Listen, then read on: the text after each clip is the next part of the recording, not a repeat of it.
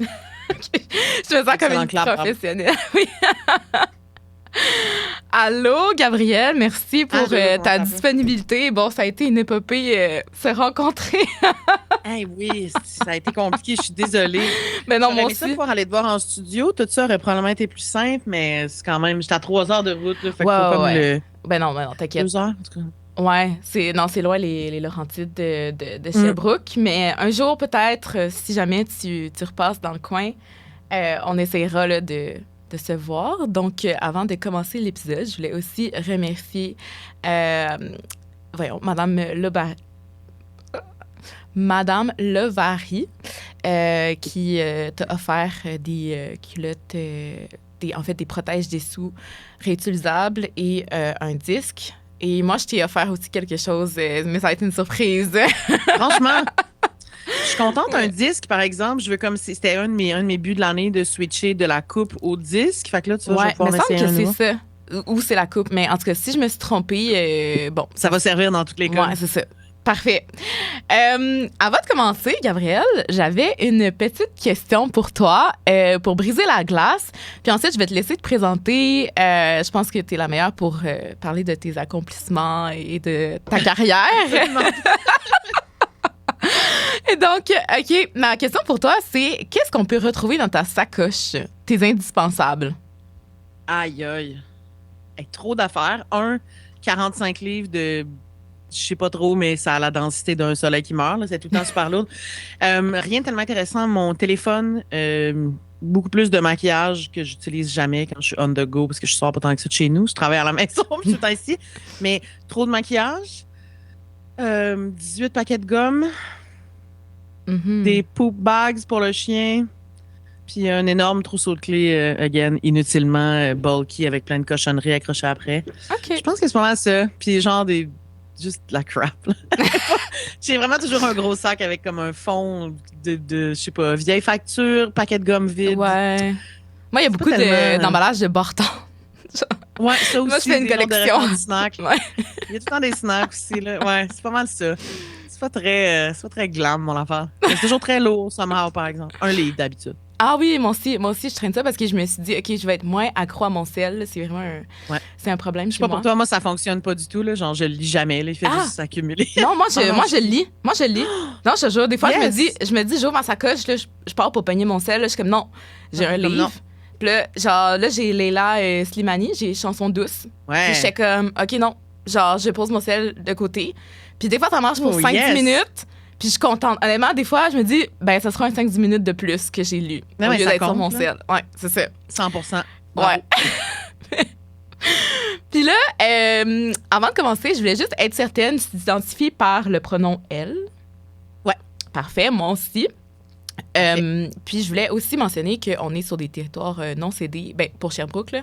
Pour les Laurentides aussi, j'imagine, mais je sais pas exactement c'est quelle communauté autochtone, mais pour ici, c'est les Abénaquis.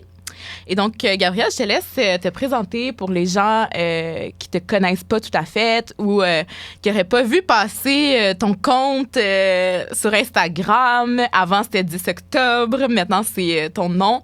Donc, je te laisse te présenter à nos auditeurs et auditrices.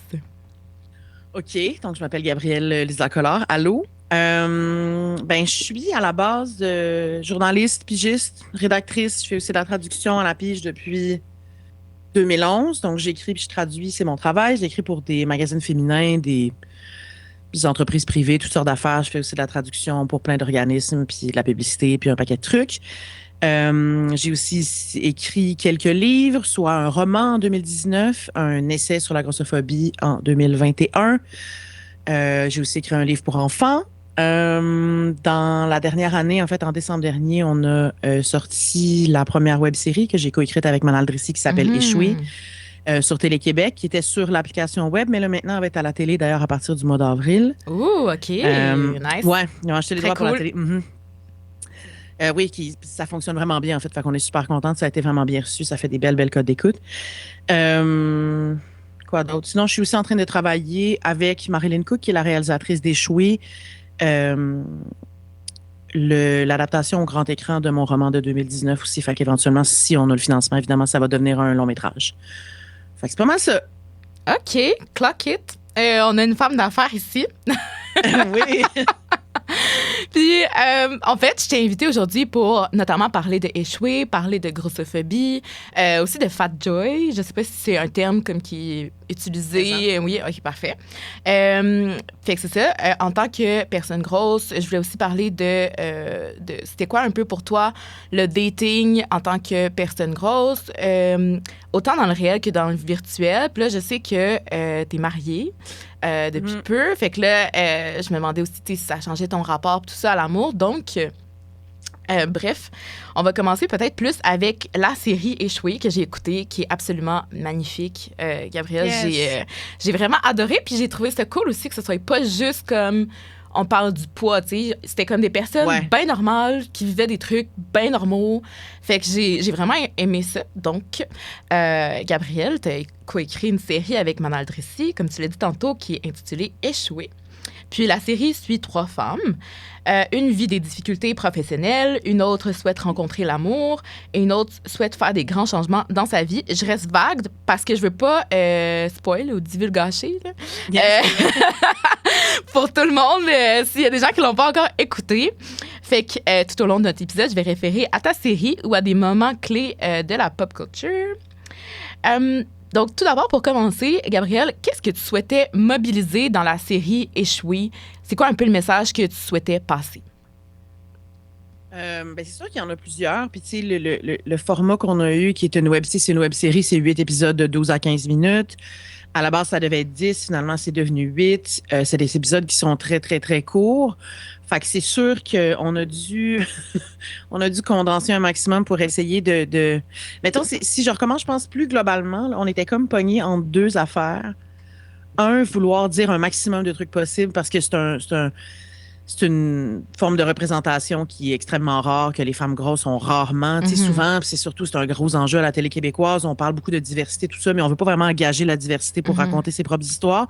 Fait qu'on savait qu'on avait là une occasion, moi puis Manal, on est grosse. On savait qu'on était mieux placé que d'autres personnes pour écrire une fiction qui tournait autour de ça, puis faire de ça, tu sais, humaniser les personnages pour ne pas les réduire à leur poids, mais aussi... Tu sais, c'est qu'en fait, sans spoiler trop de trucs, elles sont victimes de certaines formes de grossophobie à travers la série.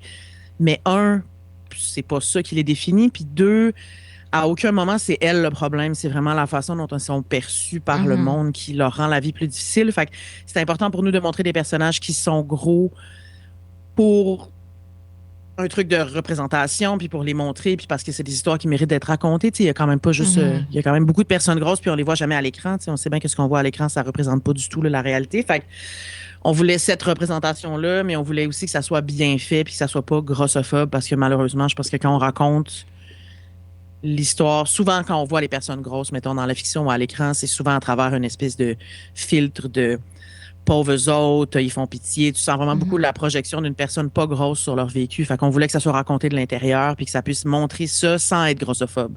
Fait que ça traite de grossophobie sans jamais être grossophobe. Fait que c'était beaucoup ça. Mais c'est sûr que à cause du format puis qu'on n'avait pas énormément de temps, c'est sûr que c'est assez dense en termes de comme message parce qu'on s'est dit, tu sais, c'est peut-être la seule occasion qu'on a vraiment comme les balls to the wall à essayer de mettre tout ce qu'on pouvait. Mais je te dirais que, mettons, c'était comme compliqué parce qu'à la fois, on voulait tout faire parce que ça n'avait jamais été fait, puis on ne savait pas si on aurait d'autres occasions, puis en même temps, on ne voulait pas les réduire à ça. Fait qu'on a essayé de trouver un genre de happy medium entre ces deux affaires-là qui nous drivaient le plus. Là. OK, parfait. Parfait. Je pense que comme tu réponds, puis là, ça répond à d'autres questions que j'avais en même temps, mais c'est pas grave. Écoute, excuse, j'ai tendance à... non, il n'y a pas de stress. Il n'y a pas de stress. Oui, dans le fond, je continue avec la deuxième question. Mais dans ta série, les corps gros, ils existent sans être le centre du drame, un peu comme tu l'expliquais. Puis, il n'y a pas de transformation spectaculaire. Tu sais, comme quand on...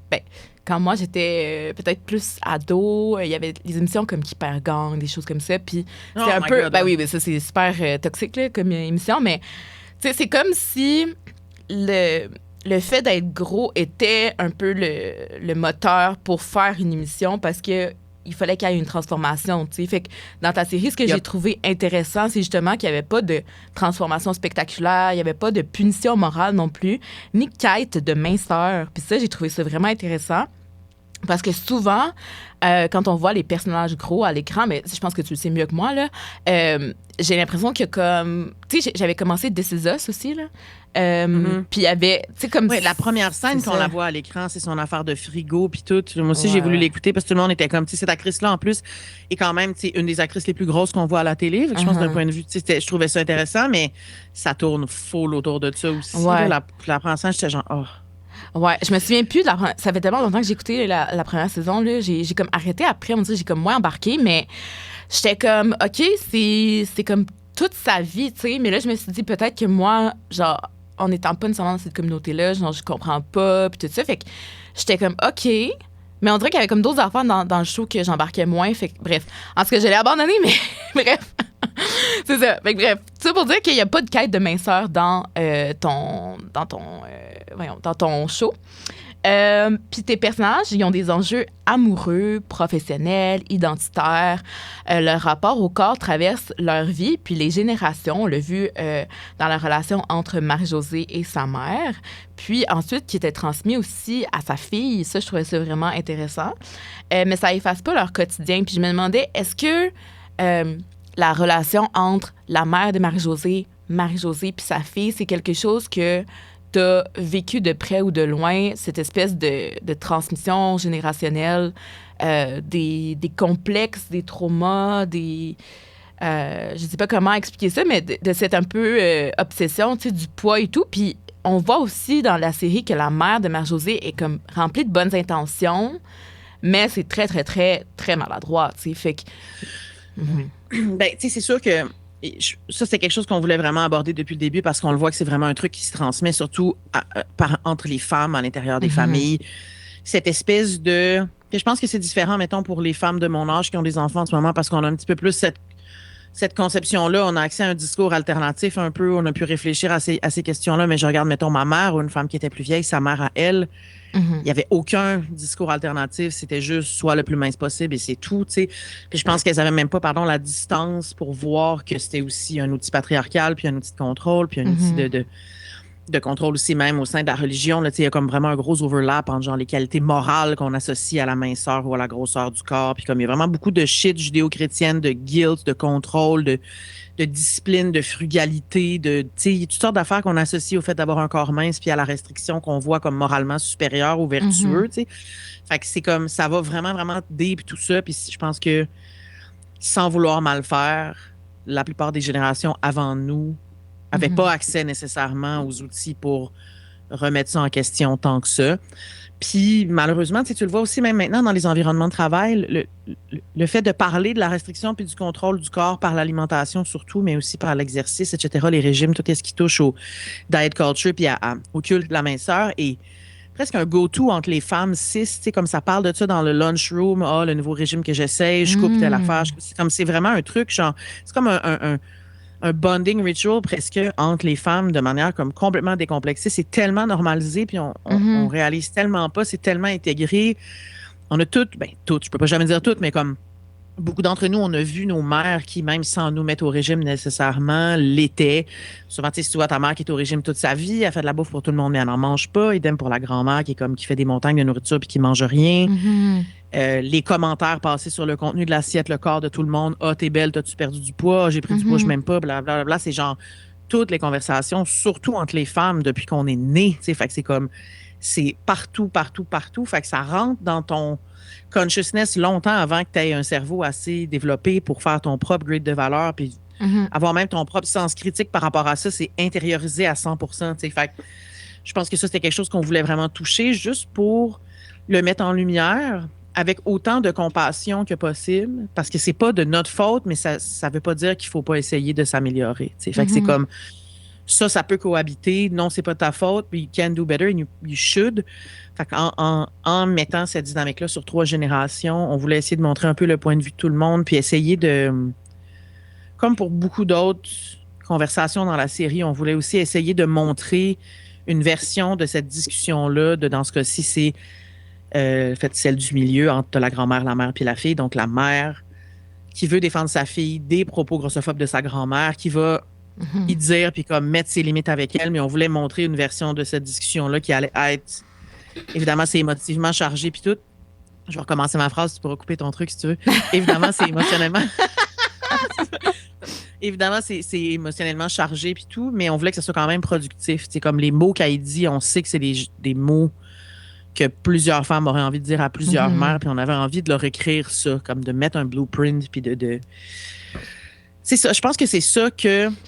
Là, je m'égare un peu, là, n'hésite pas à me ramener, mais je pense que c'est vraiment ça que la fiction offre de plus que le militantisme en général, ce que je fais depuis comme 10 ans, que je parle de ça, puis c'est que tu peux vraiment...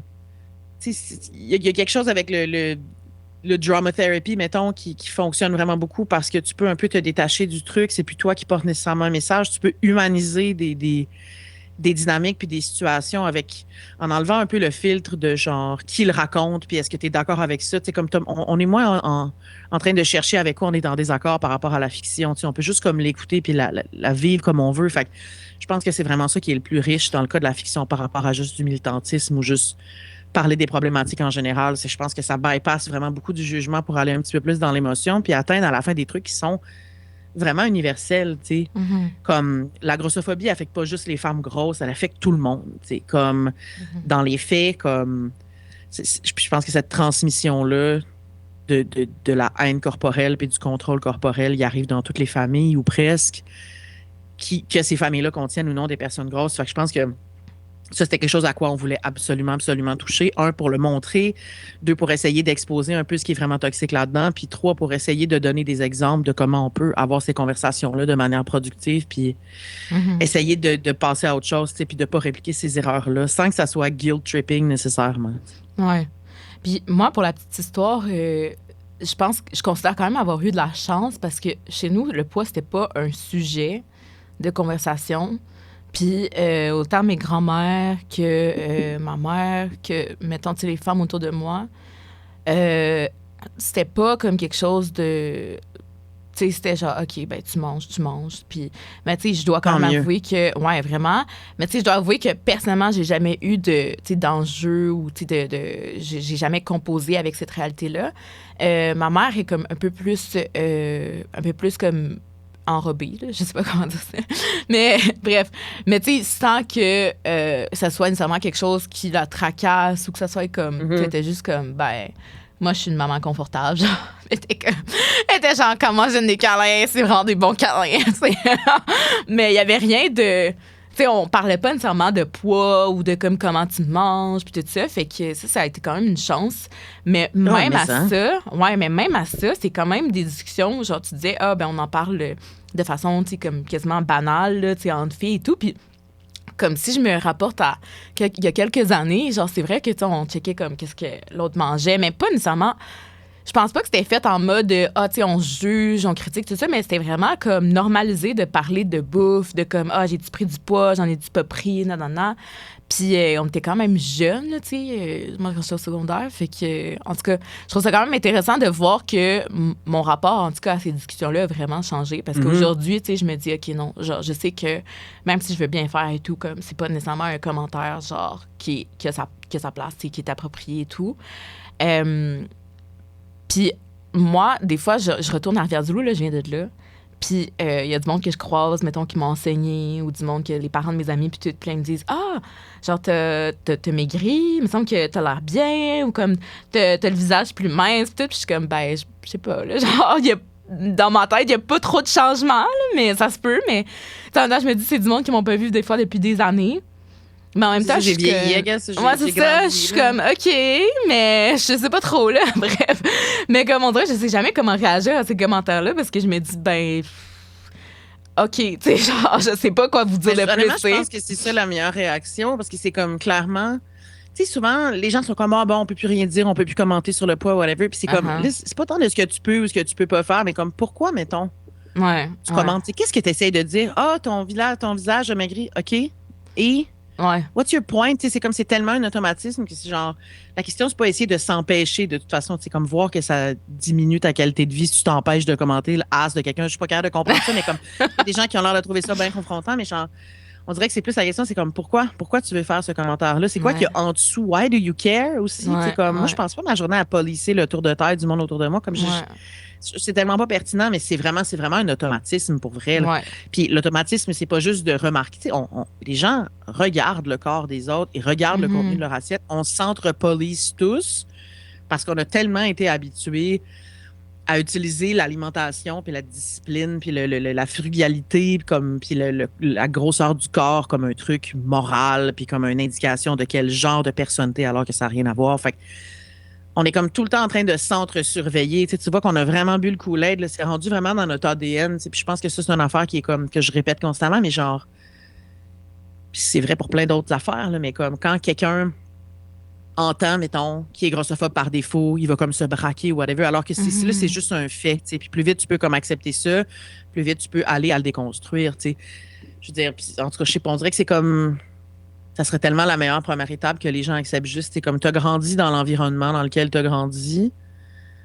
Ça fait partie de ton make-up social, genre. Fait que juste comme accepte-le puis essaie de le déconstruire au maximum, tu sais. Puis on dirait que, je sais pas, mais je pense que c'est confrontant, tu sais, pour les gens de se dire, ah, tu sais, j'ai dit ou j'ai fait des choses, tu sais, comme que je regrette ou que tu sais, avec du recul, je me rends compte que c'était pas approprié, c'était pas respectueux, whatever. Fait que je pense que les gens sont comme encore au stade de j'essaie d'accepter que des fois, j'ai merdé, tu sais. Puis comme moi-même, là, genre, comme l'autre jour, j'ai dit à une de mes bonnes amies, puis je pensais vraiment que c'était un compliment. Puis tu sais, on est proches, là, puis ça fait longtemps, puis tout. Fait que, puis là, j'étais comme, hey, t'es vraiment rendu avec un beau cul. Genre, n'importe de même, comme, genre, ou comme, tu es rendu avec un gros cul, genre, mais comme, tu sais, elle est très, très mince.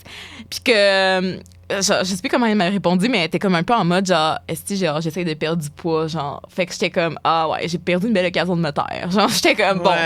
Mais tu sais, comme, même ça, tu sais, moi qui essaie d'être plus conscientisée à ces enjeux-là, puis tout ça, j'étais comme, ah ouais, c'était vraiment pas un bon move, genre, ce que je viens de faire, non, même si c'est une amie proche, puis tout, puis comme, tu sais, je sais qu'elle est pas, comme, mettons, susceptible, mais je sais que c'est pas nécessairement de la susceptibilité de pas aimer se faire commenter sur son poids, là, mais bref, en tout cas, ça pour dire que, mettons, c'est un exemple parmi tant d'autres de comme trucs que je me dis, genre dans le passé, c'est sûr que comme j'ai dit des affaires qu'il fallait pas que je dise. Fait que j'ai l'impression que les gens sont encore un peu au stade de comme, faut que j'admette que j'ai ces biais-là, genre. Puis d'admettre ça, ça te rend comme peut-être un peu vulnérable, je pense. Non, c'est sûr que c'est vulnérabilisant, mais c'est comme on dirait, si deep down, ce que tu veux, c'est t'améliorer, il y a comme pas tant de place pour le defensiveness, c'est comme... Tu sais, mettons, je suis une Québécoise blanche, j'ai été élevée dans un contexte super raciste, là, comme faut que j'accepte ça au lieu. Puis on dirait que si on avait cette discussion-là, puis que je mettais 95% de mon énergie à essayer de te convaincre que je suis pas raciste, c'est pas productif, I'm not helping anything. Fait que c'est comme à un moment donné, OK, là, ça, gère ça de ton bord. Là. Mais comme si deep down, ce que tu veux, c'est vraiment essayer de faire mieux going forward. Je pense que ça vient assez naturellement d'être genre, wow, OK, yikes, mais comme là, à partir d'aujourd'hui, plus tu es réaliste par rapport à ça, plus tu peux actually comme réduire les dommages que tu vas faire dans le futur. Fait que, mais je comprends évidemment le mécanisme, mais je trouve vraiment qu'être sur la défensive, c'est vraiment comme un truc de la nature humaine qui me gosse. Je trouve ça tellement contre-productif. C'est comme l'ego, à un moment donné, c'est comme OK, enough. Genre, surtout si tu es en train de discuter avec quelqu'un, j'ai eu ces discussions-là souvent avec des personnes qui sont pas grosses ou qui sont très grossophobes, qui sont grosses mais pas déconstruites du tout. Ou 1 heure de temps, ils sont comme non, mais je suis pas grossophobe à cause de telle affaire. J'ai des amis grosses, puis je suis comme this is not the point. C'est comme oui, tu l'es, c'est pas ta faute. Ça veut pas dire que tu n'embêtes personne, mais comme ça existe. Si tu l'enlèves pas, c'est là par défaut. C'était dans ton software de base, il y a eu ça qui a été mis longtemps avant que tu puisses décider. Comme on dirait que j'ai comme plus la patience depuis le temps de comme attendre que les gens soient comme capables de se remettre en question. C'est comme oh my god. Non, je comprends. Mais c'est vrai que c'est tough. C'est vrai que c'est tough. Puis je pense que c'est un peu comme quand au Québec, je trouve qu'on est un peu snowflakes là, dans reconnaître un peu ses torts, puis tu sais, comme avancer. Puis là, tu faisais le parallèle avec le racisme. Puis personnellement, quand il y a eu, la vague après George Floyd et tout ça, comme là, tout le monde se mettait à comprendre que, oh my God, il y avait du racisme au Québec, genre. Bref. Puis là, on a eu la vague des carrés noirs. Puis après, tout le monde s'est tué. Mais bref. Ça fut très bref, quoi. Un coup de vent. Mais c'est ça, bref. Tout ça pour dire que quand j'essayais d'ouvrir la discussion avec certaines personnes, c'est comme si les gens, qu'est-ce qu'ils comprenaient, c'est t'es pas une bonne personne. Au lieu de comprendre, hey, t'as des billets, puis c'est normal, c'est correct, mais on travaille à partir de ça, tu sais. Fait que je pense que les gens se sentent facilement au Québec attaqués, facilement comme ils sont dans leur feels, là, en bon français. Puis facilement, tu sais, ils vont se braquer parce qu'ils se disent « Oh my God, ben là, elle est en train de me dire que je suis pas une bonne personne, nanana. » Puis je suis comme « Non, non, c'est pas ça, genre, qu'on dit, tu sais. » Mais c'est wild que la réaction première à ça, ce soit comme ah non, c'est toi, t'es méchante. Parce que comme yo, comment tu peux réconcilier ça avec ton impression d'être une bonne personne? Ouais. Qu'est-ce que tu fais? Ouais. Mais je pense comme, je sais pas si ça va t'aider toi, là, mais moi, c'est quelque chose, il faut souvent que je me parle par rapport à ça parce que ça, je trouve ça enrageant, mais genre, je pense qu'on a beaucoup été élevés. Tu sais, la remise en question, puis le self-crit, puis comme tout ça, on dirait, le fait de reconnaître ses privilèges, au moins d'essayer d'en être conscient, comme toutes ces discussions-là, puis cette façon-là d'être, c'est quand même assez nouveau, tu sais. Puis c'est comme on a vraiment été élevés, en tout cas moi, là, sûr qu'on a quand même une bonne différence d'âge, mettons les boomers et au-dessus, puis j'imagine même les X, c'était comme, on dirait que vraiment des gens pour qui être sûr de ses opinions, pas changer d'idée, puis être comme psychorigide, c'était comme c'était comme glorifié, tu sais, c'était comme normalisé, genre moi, je suis un homme de mes convictions, puis genre, je change pas d'idée, puis c'est juste ce monde-là qu'on n'arrête pas de délire aussi, des gens qui sont imperméables à la critique, imperméables à, on dirait, évoluer. Comme, il y a quelque chose, on dirait que ce qu'on perçoit comme étant de confiance, puis comme un bon leader, c'est quelqu'un qui entend jamais rien, tu sais, puis comme je trouve que ça dénote de daddy et choses qu'on a à l'échelle sociétale qui sont fucking graves, là. Mais tu le vois dans qui on élit, c'est jamais des personnes qui sont dans la nuance, jamais des personnes qui sont dans l'empathie. Fait que j'ai l'impression qu'il y a comme un clash générationnel, là. En tout cas, des fois, je me dis ça pour pas finalement juste marquer. Mais c'est bon, mais c'est drôle parce que. On n'a pas été élevés comme ça, tu sais. Ouais. Mais là, je fais une petite tangente, puis après ça, on va revenir à échouer. Ah oui. On s'égare, mais j'ai travaillé pour Anami Paul au Parti vert il y a quelques années, qui était chef du Parti vert à l'époque, là, en 2021. Puis, quelque chose qu'on lui reprochait, c'était justement de ne pas prendre position de façon très tranchée. C'était quelqu'un de comme très dans la nuance, puis comme, tu sais, qui essayait d'apporter des points des deux côtés de la table, tout ça. Puis, tu sais, aussi, elle est diplomate, elle est avocate. Fait que, tu sais, je pense que ça vient peut-être avec le fait d'être diplomate. Puis c'était vraiment un gros reproche que les gens lui faisaient, puis il était comme, ben là, elle se branche pas, tu sais. Puis il y avait d'autres enjeux, là. Je dis pas qu'elle était blanche comme neige, là, mais comme ça m'avait quand même intriguée parce que je trouvais que c'était rare. À ce moment-là, tu sais, j'avais pas nécessairement cette conscience-là. J'avais 21 ans. Moi, je suis les années, là. Je suis une 2000, début d'année. Pratique. Ouais. Fait que, ouais. Puis à ce moment-là, j'étais juste comme, tu sais, c'est bizarre que le fait qu'elle soit nuancée, ce soit comme mal perçu. Mais tu sais, j'ai comme pas plus pensé à ça. Puis là, tu sais, tu parles de ça, puis ça m'a comme vraiment sauté aux yeux à quel point c'est quelque chose qui est pas bien vu dans la société. Non, puis pourtant, il me semble que, en tout cas, je trouve qu'il n'y a pas de plus grande preuve d'intelligence que de un, pas laisser son égo prendre toute la place, puis de deux, pouvoir changer d'opinion à la lumière de nouvelles infos. Il me semble que c'est ça le point, mais les gens aiment vraiment plus une opinion arrêtée, puis comme il y a quelque chose de sécurisant là-dedans, j'imagine, ou je sais pas quoi, mais comme, again, je pense que si on recule quelques générations en avant, en arrière, pardon, on dirait qu'il y avait plus de, le respect de l'autorité, puis comme le dogmatisme, je sais pas trop, on dirait qu'il y a quelque chose là, de générationnel qui, j'ai envie de penser, va peut-être être un peu moins, c'est comme un trope, mettons, pour moi, mettons, pour les milléniaux, les parents boomers qui vont jamais s'excuser, qui sont comme moi je me rappelle pas de ça de même, puis c'est ça, je suis la pire mère au monde, qui vont juste comme déflecter, qui peuvent jamais se remettre en question. Je pense que c'est pas un trope pour rien. Je pense que évidemment c'est pas tout le monde, c'est jamais tout le monde, mais je pense qu'il y a vraiment comme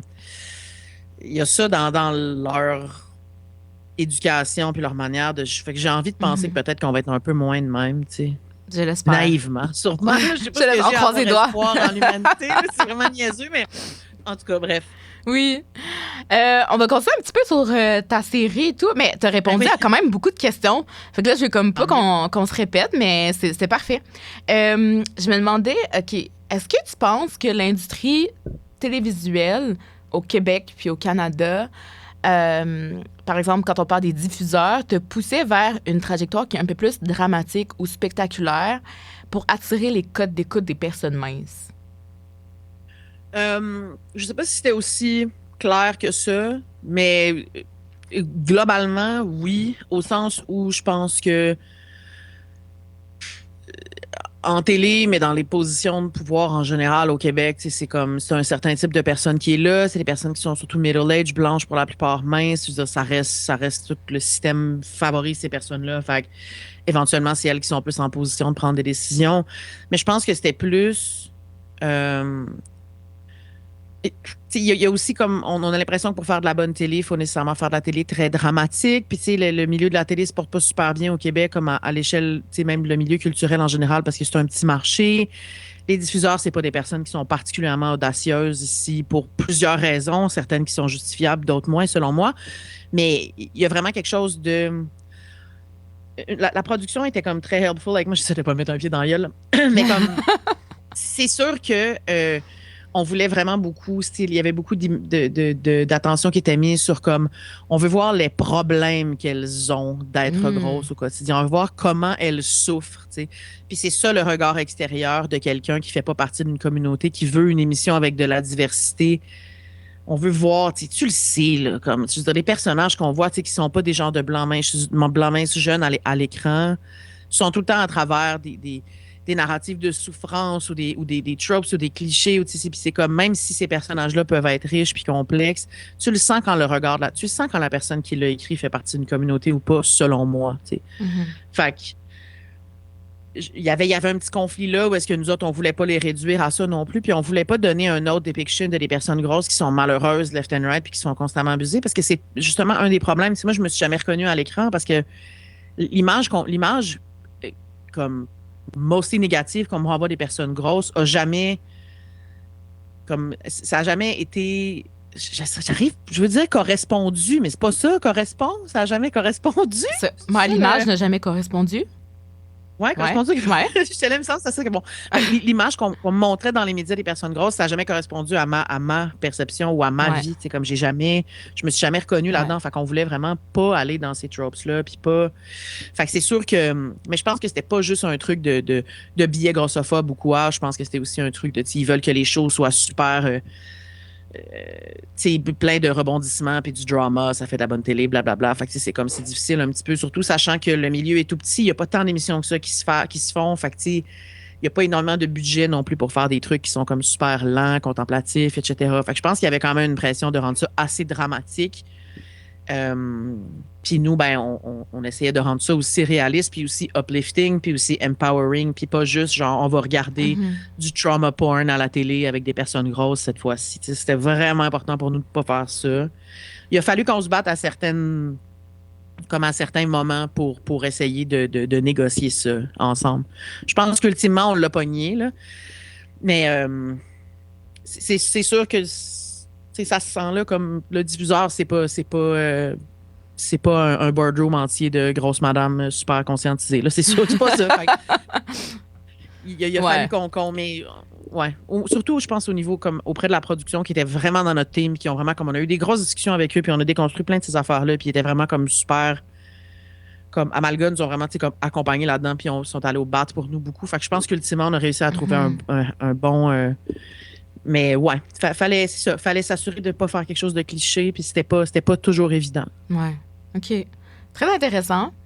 Je me demandais justement, est-ce que tu as des exemples de films, de séries, peu importe, là, d'éléments, d'œuvres culturelles où le centre de l'attention des personnages gros est pas sur leur poids ou est pas vu comme étant un problème à régler, mais qui est vraiment plus sur leur trajectoire de vie, tu sais, mis à part ton show, là, Échoué. Mais on dirait que moi, j'ai essayé de penser à des histoires où il y avait des personnages gros, puis que c'était comme soit pas ridiculisé, ou soit il n'était pas comme, tu sais, le faire-valoir des personnes minces. Puis j'en trouvais pas beaucoup, tu sais. Je me disais, OK, les films avec Melissa McCarthy, souvent, le personnage qu'elle joue, c'est un peu une grosse de service. À la renverse en pétant, c'est tout le temps super. Ouais, genre tout le temps ça. Puis tu sais, sinon, il était comme... Ben, il y avait Rebel Wilson avant qu'elle perde du poids. Mais tu sais, même dans Pitch Perfect, je me souviens le premier, comme elle s'appelle elle-même Fat Amy parce qu'elle dit... ben, tant qu'à ce que le monde il fasse dans mon dos, ben, je vais le faire comme dans leur face. Fait que genre, appelez-moi Fat Amy, genre. Fait que, on dirait que comme, personnellement, les personnages comme gros qu'on voit à la télé... même dans les anciens shows que j'ai regardé, mettons Glee, puis tout ça, c'était comme tout le temps quelque chose qui revenait, le poids, puis comme vouloir perdre du poids, tout ça. Puis j'ai pas vu beaucoup, personnellement, de de shows où c'est comme célébré, puis c'est comme aussi, c'est pas le centre de l'attention, tu sais. Fait que je me demandais si toi, t'avais des ressources. Mais, tu sais, premièrement, tu pourrais pas avoir plus raison, là, comme c'est vraiment. Les personnages gros dans la fiction sont souvent soit absolument réduits à ça, ou sont tournés en ridicule, sont le comic relief, sont souvent en train de manger dans chaque Mhm, shot. mhm. C'est fou, là. Tu sais, c'est souvent vraiment très tropey, mettons. Puis c'est rare que ça va des personnages qui vont être complexes. Ça sera presque jamais le love interest. Ça sera Ouais. presque jamais le personnage principal, tout ça, tu sais. Ça, c'est comme globalement, c'est un enjeu. Mais tu sais, sinon, il y en a eu quelques-unes dans les dernières années. Il y a eu, ben, c'est parce que c'est comme, mettons, la seule fois là, vraiment de ma vie où j'ai vu un personnage qui était gros puis que ça faisait pas du tout partie de son enjeu, c'était c'était une série sur Netflix. Ça s'appelait-tu Easy? Ça a rapport, hein? C'est une série sur Netflix que comme chaque épisode était comme une histoire différente. Puis à un moment donné, il y en avait une, c'était une ado. C'est la fille qui joue dans Calice, excuse-moi. Mais non. Mais tu peux chercher, là. Y a pas de stress. Ouais, je peux vais regarder. googler 2 secondes. Ben oui, vas-y. De checker. Pendant ce temps-là, je vais filtrer les questions auxquelles tu as répondu. Ouais, ok, parfait. C'est la fille qui jouait dans Dumpling. Ah, mais ça, j'ai vu passer ça, Dumpling. Mais tu sais, ça joue beaucoup autour de son. C'est pas négatif, mais c'est très centré autour de son fatness. Ou même s'il y a eu des bonnes séries comme Shrill ou Dietland qui ont des personnages principaux qui sont grosses, puis qui sont pas des séries inhéremment grossophobes, mais évidemment, ça revient quand même vraiment souvent. Puis tu sais, même échoué, je dirais à un moment donné, c'est qu'il y a tellement peu qui a été fait qu'on est comme pas vraiment. Je sais pas qu'on serait capable de faire produire une série où le lead est gros puis ça parle pas de ça. Je pense pas qu'on nous donnerait cette plateforme-là. Ouais. Moi, j'aimerais ça le voir, là, mais je vais aller trouver. OK, c'est Daniel McDonald. Ah, bon, le full maigri finalement. Je vais aller voir. Elle avait joué dans une affaire de Netflix.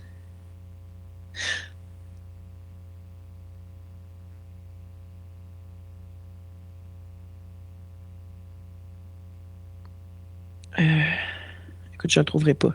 Okay. Anyway, il y a eu, c'est ça, un épisode de Netflix dans une série qui est comme chaque épisode est une nouvelle histoire. Puis il y en a un, à un moment donné, c'est l'histoire d'une ado qui, je me rappelle plus qu'est-ce qu'elle veut faire. C'était pas vraiment spectaculaire, mais l'actrice, c'est Danielle McDonald qui joue justement dans Dumpling, qui est un autre film à propos d'un personnage gros qui traite de ça, mais qui me semble, dans mon souvenir, n'est pas super grossophobe. Mais je t'avoue que je ne mettrai pas ma signature là-dessus. Là, je me souviens pas vraiment. Mais ils ont juste casté une actrice qui était grosse. Ça n'a rien à voir avec le storyline at all. Il y a comme ses parents là-dedans. On voit pas son alimentation. On l'a pas pour manger. Il y a rien de ça. Ses parents sont pas gros. Ses amis. Puis je me rappelle même, c'est pas si vieux que ça. Là, puis quand je le regardais, j'arrêtais pas d'attendre que ça soit à propos de son poids. J'étais comme, OK, mais elle est grosse. À quel point on l'adresse? À quel point c'est un enjeu? Puis jamais. Puis quand ça a fini, j'étais comme, ouf, OK, là, ça m'a fait. J'ai jamais vu ça dans ma vie avant. Ever. Ah, OK, ça, c'est nice. OK.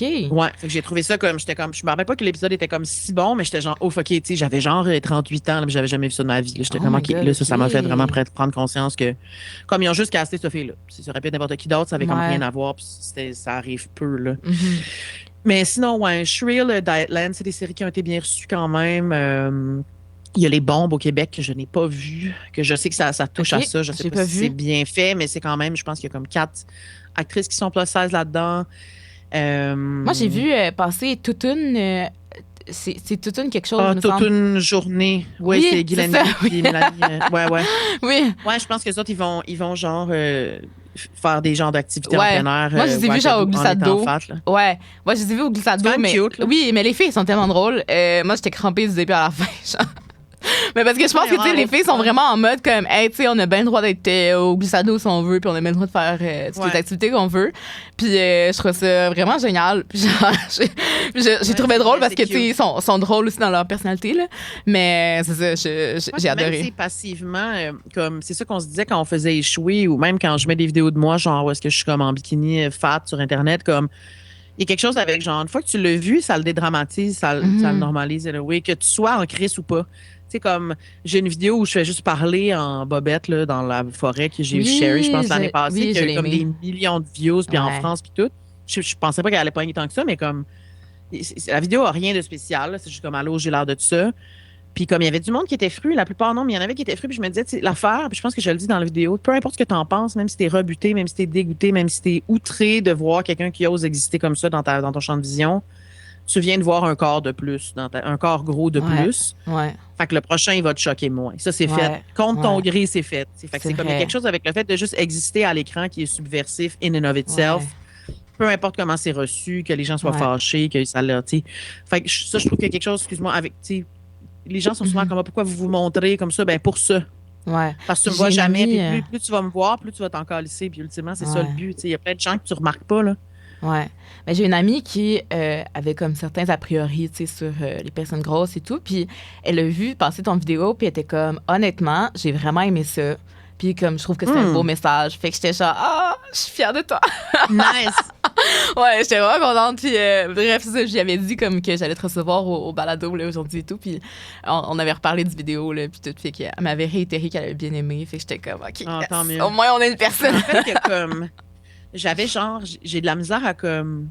Tu sais, parce que je le sais justement ce que les gens apprennent puis ce qu'ils pensent des personnes grosses. Puis il y a comme tout le temps une partie de moi qui est comme... qui a tout le temps envie un peu de se justifier. Tu sais, genre, oui, j'ai l'air de ça, mais genre, je m'entraîne full, je mange bien. Puis comme, je le sais que idéologiquement, je ne veux pas faire ça parce que c'est pas ça le point. J'ai pas approuvé. Je dois pas une performance de la santé ou je dois rien à personne. On n'a pas approuvé ça. Puis c'est comme, je me rappelle que dans cette vidéo-là, quand je faisais le voice-over, j'étais comme, fais-le pas, fais-le pas, fais-le pas, fais-le pas. Puis je pense que si j'avais su à l'avance combien de personnes allaient la regarder, probablement que j'aurais fini par le faire plus. Parce qu'à un moment donné, tu veux quand même te protéger d'une certaine violence, tu sais, mais au final, on s'en fout de ça. Tu sais, ça devrait pas matter. Puis il y a plein de gens qui vont voir une autre personne pas grosse en bikini. Jamais ils vont se poser des questions sur genre, si elle mange assez de fibres ou combien d'heures par. Tu sais, c'est comme il y a plein d'affaires que les personnes grosses peuvent pas juste faire en paix sans que les gens projettent un paquet d'affaires là-dessus, tu sais. Que comme, tu sais, c'est un exemple que je donne souvent, mais genre, si t'es dans un resto puis il y a genre 40 personnes qui mangent un burger autour de toi, tu vois une personne grosse dans le top, puis t'es comme, c'est pour ça qu'elle est grosse, tu sais. Il y a 39 personnes minces qui mangent un burger autour de toi, puis tu t'en rends même pas compte. Fait que, tu sais, il y a comme du gros billet de confirmation. Fait ouais. Je me rappelle que c'est ça, c'est encore un effort, même si, genre, je pense que je suis à peu près aussi déconstruite qu'humainement possible. Tu sais, je continue tout le temps, mais comme je suis quand même aware de tout ça. Puis faut quand même que je fasse un effort conscient pour pas tomber dans ces tropes-là moi-même. Tu sais. Puis c'était ça avec la série aussi. Tu sais, on voulait pas renforcer des trucs, mais on se rendait compte qu'on fallait qu'on fasse attention pour pas over-justifier des trucs non plus, pour pas essayer de les rendre acceptables en performant certaines affaires à l'écran pour qu'elles puissent être plus vues comme des humains parce que ça devrait aller de soi, tu sais. Puis c'est plus complexe qu'on penserait, là. Ouais. Puis pour revenir aussi à Échouer, il y avait des scènes que je trouvais vraiment touchantes, puis toutes douces. Est-ce que tu penses qu'un peu dans la même lignée que ce que tu viens d'exprimer avec ton vidéo, est-ce que tu penses que le public accepte plus une femme grosse qui est vulnérable qu'une femme grosse qui est sûre d'elle? Absolument. Je pense que c'est vrai des femmes en général, là. Comme la première affaire que quelqu'un veut faire quand une femme se file, surtout si elle n'ose pas rentrer dans les standards de beauté, jeunesse, minceur, blancheur, etc., c'est take her down tout le temps. Ils sont juste comme, hey, là, toi, genre, c'est genre une réaction épidermique, comme si on voit une femme qu'on trouve qu'elle a l'air trop fière d'elle, on veut la knocker the fuck down, ce qui est fou, là. C'est comme en même temps, on est tellement misogyne, tu sais. Je pense que c'est plus facile à accepter, mais on voulait vraiment dans Échouer qu'il y ait les deux, tu sais. Puis c'était tough aussi, comme on voulait, tu sais, je pense, mettons, à la scène où Fabiola danse dans sa friperie à la fin d'une journée. Oui. C'est pas comme un gros spoiler, mais comme cette scène-là, c'est je pense, la plus longue de la série, comme où il se passe rien. Puis genre, il se passe rien, il se passe quelque chose, mais il n'y a pas de dialogue. Puis comme, ça, c'était comme une des scènes qui était pensée depuis super longtemps. T'sais, on voulait voir des corps gros en mouvement, on voulait voir de la vulnérabilité, quelque chose de beau. Puis, tu sais, elle bouge, elle est filmée avec bienveillance. T'sais, on a choisi vraiment une bonne réalisatrice pour ça aussi. Marilyn est un ange, là. Genre, il y avait ce désir-là de montrer ces images-là parce que les corps gros, souvent à l'écran, on les voit dépicter la tête coupée en train de marcher en slow-mo, la bédaine qui jiggle pour, genre, dénoncer que l'obésité est une épidémie, là, aux nouvelles, genre. Là, c'est tout le temps super alarmiste puis vraiment déshumanisant. Fait on voulait vraiment, comme visuellement, donner le contraire de ça. Fait qu'il y a eu beaucoup de soins dans la manière dont elles sont shootées pour, jamais les faire paraître plus minces, pas juste leur filmer la tête. Comme, souvent, elles sont filmées assises de côté. C'est des shots que tu vois pas à la télé, que même souvent, tu vois pas avec des actrices beaucoup moins grosses que nos comédiennes. T'sais. Fait que ça, c'était vraiment un choix, non seulement pour qu'on les voit, mais aussi pour qu'il n'y ait aucun shame dans le regard que la caméra porte sur eux autres. Puis je pense que ça teinte vraiment beaucoup la manière dont l'auditeur, tu sais, la personne qui regarde les perçoit. Comme la tendresse du filmmaking fait vraiment une grosse différence. Parce que je pense qu'en effet, quand on est habitué de voir une femme grosse qui souffre, puis souvent, je pense que les gens, pour accepter une femme grosse, il faut qu'ils entendent qu'elle essaye au moins de changer. Si elle essaie pas de changer, ils trouvent ça profondément inacceptable. Ça, c'est quelque chose que perso, je vois tout le temps. Comme, je pense que c'est juste, surtout, mettons, auprès de des personnes qui sont super préoccupées par leur propre corps. On dirait qu'il y a quelque chose, je pense qu'ils ont l'impression que je triche à la game. Ils sont comme, attends, moi, je me fais chier constamment avec ça pour essayer de me rendre acceptable. Toi, tu t'en fous puis tu t'aimes juste unfair. Comme je peux pas accepter ça parce qu'accepter ça, ça implique que eux, ils doivent reckon avec le fait qu'ils ont wasté énormément d'énergie, en fait, pour essayer d'avoir l'approbation d'une société qui les aimera probablement jamais de toute façon, parce que le point, c'est même pas d'avoir l'air d'une affaire, c'est de jamais être content de ce que tu as l'air. C'est ça qu'on nous demande, en fait. C'est d'être jamais satisfait, puis de tout le temps travailler, puis de tout le temps acheter, puis de tout le temps se rapetisser. Fait que, tu gagnes pas à la fin de ça, tu sais. Fait que c'est comme, on n'est pas à l'aise avec les gens qui jouent pas la game. Tu sais, je dirais les gens qui capotent encore parce qu'une fille se rase pas dessous le bras, là. Chris, on est en 2026. Oh my God, genre... tu sais quoi? En plus, hier, je les ai rasés. Parce que je me suis dit, on va me voir à l'écran. Mais comme souvent, genre, je passe plusieurs semaines là, sans les raser. Ben ouais. Puis là, est-ce que ça n'a pas tant rapport avec qu'est-ce que tu disais, là? Excuse, mais ça a fait rapport, mais non, au contraire. Mais bref, là, ça m'a fait penser à ça. Puis genre, j'avais fait une vidéo sur TikTok, puis comme, tu sais, j'ai parlé un peu de mes complexes en tant qu'ex-nageuse, puis tout ça, parce que je nageais beaucoup avant. Ah ouais? Puis là, j'ai recommencé à nager, mais en tout cas. Fait que bref, fait que là, ouais. Fait que, puis là, tu sais, je montrais une vidéo où j'étais comme, hey, tu sais, les trucs qui me complexent, comme quand je suis en maillot, genre en rapport avec la natation, c'est comme justement mes poils. Puis je me souviens la première fois que quelqu'un m'a fait remarquer que j'avais des poils. J'avais comme 12 ans. Puis tu sais, on dirait que c'était même pas comme sur mon radar dans ma tête de genre, oh my God, faut que je commence à me raser. Puis tu sais, je suis pas tant poilue, mettons, comme personne.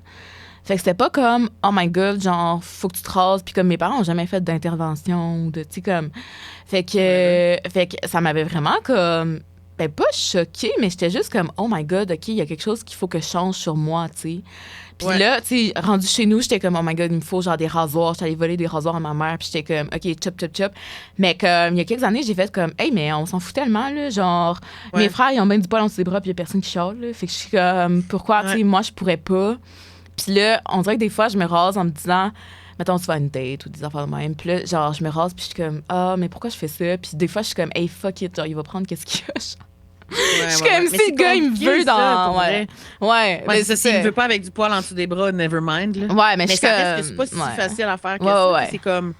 Il y a ça qui est plate aussi quand les gens réduisent, genre, tu sais, le body positivity à genre, aime-toi puis c'est réglé. Non, non. Ouais. Dans les faits, si tu décides de pas te raser une journée parce que toi, tu t'en calisses, which is legit, mais tu le sais que comme. Des fois, t'as juste pas envie d'être là avec ça, là. Comme, c'est ça. Des fois, ça me tente juste pas d'être à ce point-là perçu, de sortir en crop top en public. Ça me tente pas nécessairement que toute Sainte-Adèle me regarde la bédaine dans l'épicerie. Il y a des journées où t'es juste comme. Et là, si tu décides de pas te couper le poil dessus de bras, tu sais qu'il y a quelqu'un que ça va attirer son attention. Puis des fois, tu veux juste enlever ça de comme. Ouais. Fait que c'est plate parce qu'on peut pas boiler down l'acceptation corporelle, surtout pas pour les femmes, à une question de genre accepte-toi puis tout va bien aller. C'est faux. Tu sais. Mais je trouve ça vraiment sad ce que tu racontes pour vrai parce qu'il y a vraiment. Moi, je l'ai entendu beaucoup de la part de des personnes grosses, mais il y a vraiment un moment où tu prends conscience. Ouais, on te dit ça, hey, en passant, t'es pas normal. Hey, en passant, t'as du poil. Comme j'imagine, si tu grandis au Québec, il y a un moment où tu apprends que t'es noir. Oui, avant ça, c'est juste comme. Il y avait une partie de nous autres à un point qui avait pas de conscience de ça. T'imagines-tu? Ouais. Comme moi, j'ai encore avec qu'on nous enlève à un moment donné juste le droit de juste exister sans être constamment en train d'être réduit à ta carcasse. Qu'est-ce que t'allais dire, excuse-moi? Ouais, excuse. Moi, je me souviens encore du moment que ça s'est passé, tu sais, puis j'ai la scène exacte. Là. J'ai le nom du gars. Le Chris. Ouais, le petit Chris. Non, mais je te grandi où? Tu me l'as dit tantôt. Rivière-du-Loup. Ouais, Rivière-du-Loup. Okay, comme c'était un entraînement de natation en plus, puis justement le gars, parce que des fois on faisait des exercices comme au sol là, avec une genre de un petit tapis comme adhérent là, ou non adhérent. En tout cas c'est pas grave, mais un petit tapis qui glisse pas là. Puis là on était sur les petits tapis et tout, puis le gars a fait comme t'as du poil dans ses bras, genre Fait comme, tu sais, comme un gars de genre, je sais pas, il y avait peut-être 10 ans, là. Fait comme, je pense que j'en avais comme 12. Mais, ouais, on dirait qu'à ce moment-là, j'étais comme, OK, il y a quelque chose à changer. Puis ça m'a comme, ça m'a comme travaillé pendant comme plusieurs jours, là. Alors que comme quand t'as 12 ans, là, c'est ça, quand t'as 12 ans, il me semble, c'est pas ton... Hey, moi, je voulais juste passer mes maths, là. J'étais comme, OK, comme, c'est pas mon principal souci, là, tu sais. Mais bref. Non. Puis. Non, c'est plate. Puis, tu sais, on est comme, il y a vraiment comme un. Parce que j'irai pas forever avec ça, mais je pense que c'est intéressant. Tu sais, comme on se sent souvent vraiment coupable d'intérioriser ces affaires-là, mais comme je pense qu'il faut se rappeler que comme l'être humain à un niveau là, purement reptilien, biologique, là, genre l'acceptation, c'est la survie. C'est comme être ostracisé si t'es un humain in the wild, c'est mourir. Là. Fait qu'il y a vraiment comme on est hardwired pour chercher l'acceptation, pour chercher l'appartenance, puis l'acceptation d'un groupe. Fait que je pense qu'il faut il faut pas être trop tough avec soi-même d'avoir à ce point l'intérioriser parce que des fois intellectuellement t'es comme je m'en crisse, pourquoi je care d'être accepté, mais tu sais c'est aussi parce que biologiquement si tu l'es pas tu vas mourir là. Fait que faut comme je pense qu'on peut se parler.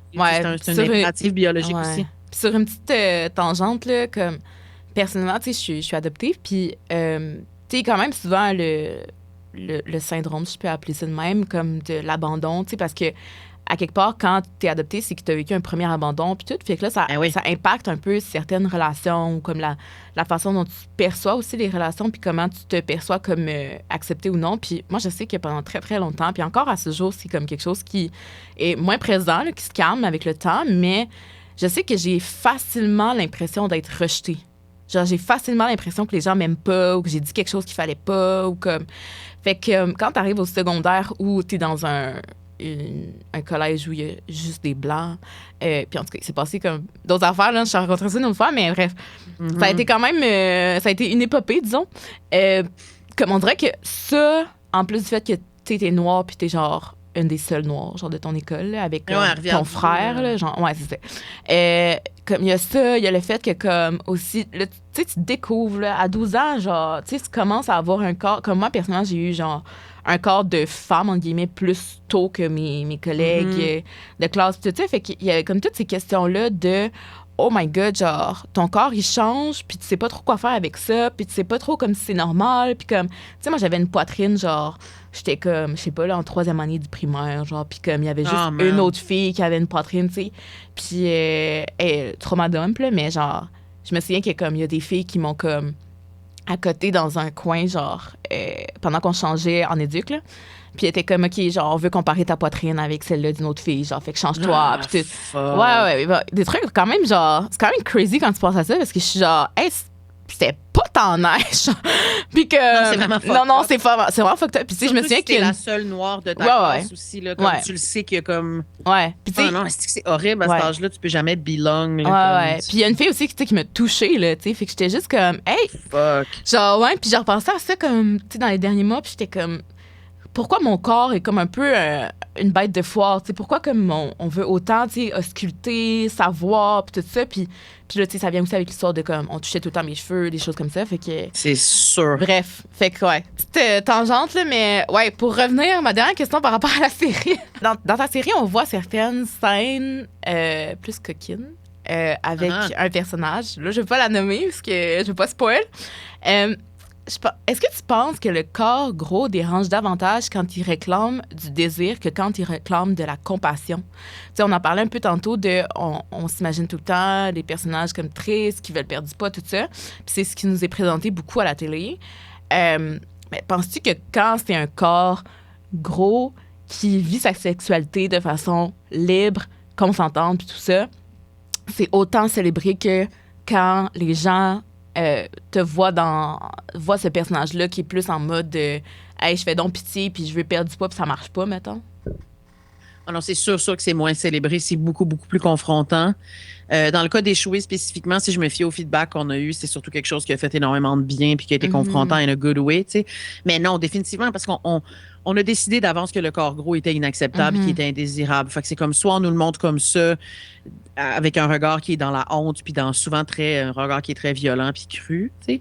Fait qu'il y a une grosse dissonance qui s'opère quand tu vois justement cette scène-là qui est à propos du désir puis d'une scène d'amour qui est quand même semi-explicite, là. Il n'y a pas de body parts. Oui. Il n'y a pas comme de partie, là, mais genre, on le voit très bien. Puis comme ça aussi, c'était une scène qu'on savait dans toutes les itérations de la série, il y avait cette scène-là. On était comme ça arrive, on l'a jamais vu, tu sais. Ou sinon, on l'a vu en version clownesque, dégueu, tu sais. Fait qu'on voulait vraiment comme une scène qui est sensuelle puis qui est comme assez explicite avec un corps qui est gros. Puis tu sais, c'est une comédienne, elle fait pas un X large, chubby, tu sais, elle fait genre un 5X, comme c'est une comédienne qui est réellement grosse, qu'on n'a jamais vu un corps comme le sien dans un contexte sexuel ou sensuel à l'écran. Fait que ça, c'était full important. Mais je suis certaine que ça a choqué énormément de gens. Mais ça, je t'avoue que ça s'est pas tant rendu à moi. Nous autres, tout ce qu'on a eu, surtout, c'est wow, ça fait vraiment du bien de voir des corps différents. Puis comme, le pire qu'on a eu, c'était genre, j'ai été choquée de combien chaud j'ai trouvé ça, tu sais. Puis ça, c'était vraiment comme parce que dans les faits, c'est ça. Une personne qui a une vie sexuelle tant que les autres, puis c'est pas tout le temps du fétichisme. C'est comme, on dirait que c'est comme, il y a comme deux sphères, on dirait, c'est comme ce qu'on voit à l'Internet puis dans les médias où tout le monde est identique, puis tu as l'impression que quiconque n'est pas full mince et jeune et tête est seul dans son sous-sol, mais dans la vraie vie, là, si on regarde autour de nous, dans le boss, à l'épicerie, à l'école, comme les gens ont l'air de plein d'affaires, puis les gens fourrent left and right. Là, dans les faits, là, comme si on sort un peu de notre feed curaté, mettons, plein de gens considérés lettres ont des vies sexuelles puis des vies amoureuses super fulfilling, comme tout ça n'existe pas tant que ça dans la vraie vie. C'était comme, il y avait vraiment ce désir-là de comme dédramatiser ça, puis genre, c'est ça. Le feedback le plus négatif que j'ai eu, c'est genre, j'étais surprise de ce bonheur, mettons. Hey, non, mais pour vrai, personnellement, des fois, je regarde des scènes un peu plus coquines. Tu sais, comme dans la télé, là, je veux dire, dans des émissions et tout ça. Puis, souvent, je trouve que ça se passe super vite. Comme, tu sais, je pense qu'il y a des techniques quand même pour faire en sorte que ça a l'air d'être quand même plus long, ça a l'air d'être comme plus, peut-être fait dans le respect aussi, qu'on prend plus le temps de comme vraiment se voir puis connecter. Puis comme, tu sais, c'est peut-être moi que cette vision, peut-être fleur bleue de l'amour puis tout ça, mais en même temps, je trouve que des fois, c'est comme, ça fait vraiment changement puis ça fait vraiment du bien à voir. Puis à part, mettons, peut-être dans Bridgerton, mettons, que genre, à certains égards, il y a des scènes un peu plus comme, OK, on sent que on est plus dans une relation d'égal à égal, mettons. Mais à part ça, personnellement, j'en connais pas tant des émissions ou des shows où comme tu vois deux personnes baiser puis que ça a l'air genre le fun puis ça a pas l'air d'être fait en 2 minutes, genre top chrono, genre. Fait que puis j'avais pas l'impression que c'était comme quelque chose qu'on lui faisait à elle, mais plus quelque chose que comme elle apprenait aussi le contrôle parce que mettons là j'ai comme un flash j'avais commencé à écouter la série le Chouchou avec Lévi Doré puis Evelyne Brochu. Puis je trouvais que les scènes de cul étaient pas si bonnes. Genre, parce que c'était comme super rapide, puis c'était comme, on dirait que c'est comme quelque chose qu'elle, elle se faisait faire, puis c'était comme bang, bang, bang. Puis quand j'ai écouté Échouer, j'étais genre... dans leur dynamique, c'est quasiment plus le contraire aussi. Ouais, c'est ça. Pour les gens qui écoutent et qui n'ont pas vu Chouchou, dans le fond, c'est l'histoire d'une prof qui tombe en amour avec son élève. Fait que la prof, c'est Evelyne Brochu, puis l'élève, c'est Lévi Doré. C'est ça son nom, oui, Lévi Doré? J'ai comme un... Il me semble que ouais. Ouais, OK, parfait. Fait que c'est ça. Fait que bref, ça m'a comme fait du bien. Genre, j'ai vu cette scène-là, puis j'étais comme, oh my God! Je regardais, genre, j'étais comme, wow! Ce qui est vraiment le plus chaud, c'est plus comme le yearning puis le build-up de désir. T'sais, c'est pas tant quand il bang, en tout cas, moi, je trouve. Là, puis c'est vrai dans la littérature aussi, comme... C'est tout le genre, le avant, où est-ce que tu as cette espèce de whoosh là, dans ton chest qui sort de l'écran. C'est pas tant en les voyant humper, quand il y a comme c'est quelque chose. Bring back, je comprends ce que tu veux dire. C'est quoi? C'est learning. Pas learning, excuse. Voyons. Yearning. Bring back yearning, pour vrai. Puis personnellement, genre, qui est petite tranche de vie, là, je trouve que la partie le plus fun de la sexualité, c'est le avant. C'est le comme, quand tu sais que ça va peut-être se passer, quand comme t'es pas sûr, genre j'adore. Ton corps est le plus engagé aussi là, c'est nice pendant là, mais comme t'es vraiment floodé d'hormones et de sensations quand c'est comme le build-up puis le avant puis comme ça fait full partie de l'expérience sexuelle là, tu sors un peu du genre de script hétérosexuel fatigant comme tout ça, c'est de la sexualité dans le fond. Là. Puis c'est fait qu'on le voit trop peu souvent. C'est vrai. Mais again, il faudrait arrêter de juste engager des estis d'hommes blancs, middle age pour écrire puis faire tout. Puis peut-être qu'on aurait accès à des perspectives plus intéressantes. Ouais. Parce que perso, pas juste arrêter de s'engager, mais comme qu'il y ait juste ceux qui produisent puis qui décident tout. On le voit bien, là, on est full sous-desservi comme spectateur, comme spectatrice. Puis moi, je te jure, là, comme juste le moment avant, comme que tu t'embrasses la personne, puis là, comme vous êtes proche, tu sais, ton visage est proche de l'autre personne et tout. Tu comprends pas, tellement genre... chaud. Non, mais je pourrais te tuer pour ça, hein. Genre, c'est comme tellement chiant pendant 3 jours. Oui, mais quand c'est bien shooté, ça, c'est chaud que le Christ. Là, comme quand c'est bien fait, t'es genre... Je pense que c'est ça que Bridgerton fait de vraiment bien aussi. C'est toujours les petits regards, puis l'attente, puis le build-up. Puis c'est quelque chose c'est tellement quétaine, mais genre, je suis tout le temps full investi. À chaque fois que je commence, puis je suis comme, Chris, que c'est quétaine, puis à la fin, je suis genre... Non, moi, je suis Genre, ça accro. marche. Moi, je suis accro à Bridgerton, mais j'ai pas encore regardé la nouvelle série parce que ça va être comme Moi ma non plus. récompense de fin de session. En tout cas. Yes. Mais là, parlant de justement d'amour, tout ça, là, Gabrielle, tu m'avais dit que récemment, tu t'es mariée. Est-ce que tu penses que ton couple t'a protégé d'une certaine violence symbolique dans le sens que le fait d'être en couple, est-ce que selon toi, ça te valorise, mais en fait, ça signale aux gens que comme c'est possible d'être aimé, c'est possible d'être désirable aussi, puis on est dans une société très axée sur le male gaze, tout ça. Fait que est-ce que tu penses que le fait d'être en couple, puis je pense que ça fait longtemps, là, tu me disais, ça t'a protégé d'un certain regard qui est un peu plus, tu sais, qui est néfaste, puis qui est comme très péjoratif envers les femmes, de genre, ah, t'es grosse, égale, donc tu n'es pas désirable, genre. Oui, c'est sûr que oui. Pour vrai, absolument. Toutes tes questions sont vraiment bonnes. En passant, c'est vraiment une super bonne question. Je trouve ça full intéressant. Comme, in a way, malheureusement, oui. Veux pas, c'est comme une femme dit une affaire, tout le monde s'en calisse. Un homme dit la même affaire, c'est un génie. C'est comme, c'est un peu grossier, mais c'est ça pareil. Fait que c'est sûr que d'être validé par le monsieur, j'imagine que ça me crédibilise aux yeux de plusieurs personnes. Je sais aussi que c'est important de le montrer to an extent à ma communauté. Parce qu'il y a beaucoup des femmes qui me suivent, surtout, puis des gens qui me suivent qui pensent que c'est pas possible d'être aimé par une personne qui est pas un fucking loser quand t'es grosse, puis je suis une preuve que c'est possible, mettons. Mais je te dirais que comme, tu sais, là, mon mari, on est ensemble depuis 7 ans, mais avant ça, comme j'ai tout le temps été vraiment chanceuse, puis c'est même pas un flex, mais j'étais vraiment, vraiment chanceuse dans mes relations amoureuses, comme j'ai rarement été célibataire. Tu sais, j'ai été mariée une autre fois avant, mais c'était un genre de petit mariage un petit peu en joke. On a quand même été ensemble pendant presque 10 ans, de genre 22 à 31 à peu près avec mon ex. Fait que cette relation-là, qui était vraiment quelqu'un de spectaculaire, qui m'a full aimé, qui m'a full aidé à comme, tu sais, être aimé par quelqu'un d'autre bien, là, peu importe c'est qui, ça t'aide vraiment à construire comme ta confiance en soi, puis tout. Puis pas dater pendant ma vingtaine est un cadeau des dieux, là. Comme je regardais mes amis dater, puis je me disais, c'était vraiment rough. Yo, c'est rough. C'est rough. Je te confirme que c'est rough.